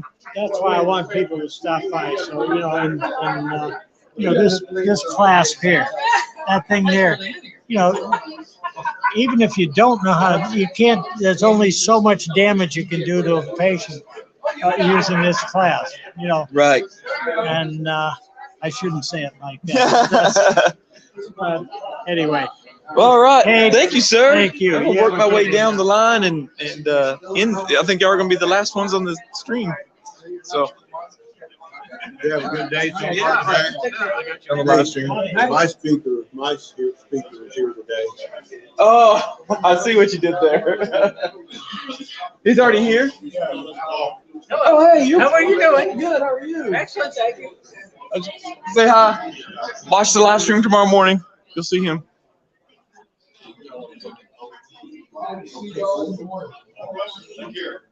Gotta go rest my feet. Yeah. Oh, let's end with NADL. Okay. No, let's put everybody's personal information. No. Yeah, let's end this live stream with NADL. Yeah, we're going live to YouTube. So surprise. So you're representing NADL, NBC, and the foundation. There was something new with the foundation. I forgot what that was. The education day along with the race this year. Okay, So all right. This is the first time we'll be doing the education day, so extra CE. Is the race back? The race is back, yes. Okay, all right. Make sure I see Elvis and what outfit he's running in. Exactly. And then grants and scholarships. Yes, sir. What would be a good grant or scholarship for an already CDT? And the CDT hardship grant has been very popular in the past couple of years. Because of COVID and Yep, everything. So that's a new one. If you're struggling to get those CEs or pay your renewal, that'd be a great Oh, option. yeah, that's excellent. Yeah. We're ending the live stream with an NADL thing. Oh, CDL. CDL, CDT, Yeah. RG, everything you ever wanted to know, and a link to the website. I wonder if I could. Yeah, it'll probably work on that. All right, people. This one is for CDL. For more information, this one is for CDT. I wonder if you can scan that from the screen. Pause it. Okay, too late. And then recognized graduate. So recognized graduate still considered coming out of school? Correct. Okay. Because I am RG. Yeah. RG and the goal to move on to CDT. See, I went to the Air Force training. Okay. I graduated that, but I'm not an RG, correct? Yep. So that's if you did a dental technology program at an accredited university. Where you get more than just dental. Yeah. All right. We got the JDT and the online study system. So I get asked that a lot. Oh, okay. So I can send people to that. They're like, where do I? For practice questions. So it's That's a different type of study. Because sometimes you're like, what are they going to ask me? Yep. On these, you don't know what they're going to ask. Read and absorb, and then go take the test. That's actual practice with the questions. Is it like timed like the test isn't timed, is it? I don't believe it is. No. Not Yeah. timed, and I don't believe it. But it would be a full test, quote unquote. They're short quizzes. Okay. So this is 90-day access, though. So you've got 3 months Okay. to practice. And it's gonna give you a quiz. And it give you a grade. It does show you. Oh. Where you missed. So you got a technician. You're like, all right, let's see. Yep. I'll pay for your CDT exam, but you got to take that practice one first. Yeah. And that's why we're all here. That's right. And can you get approval? Oh, and that's what we did. Oh man, I'm so glad y'all I know. did that. She made it so easy.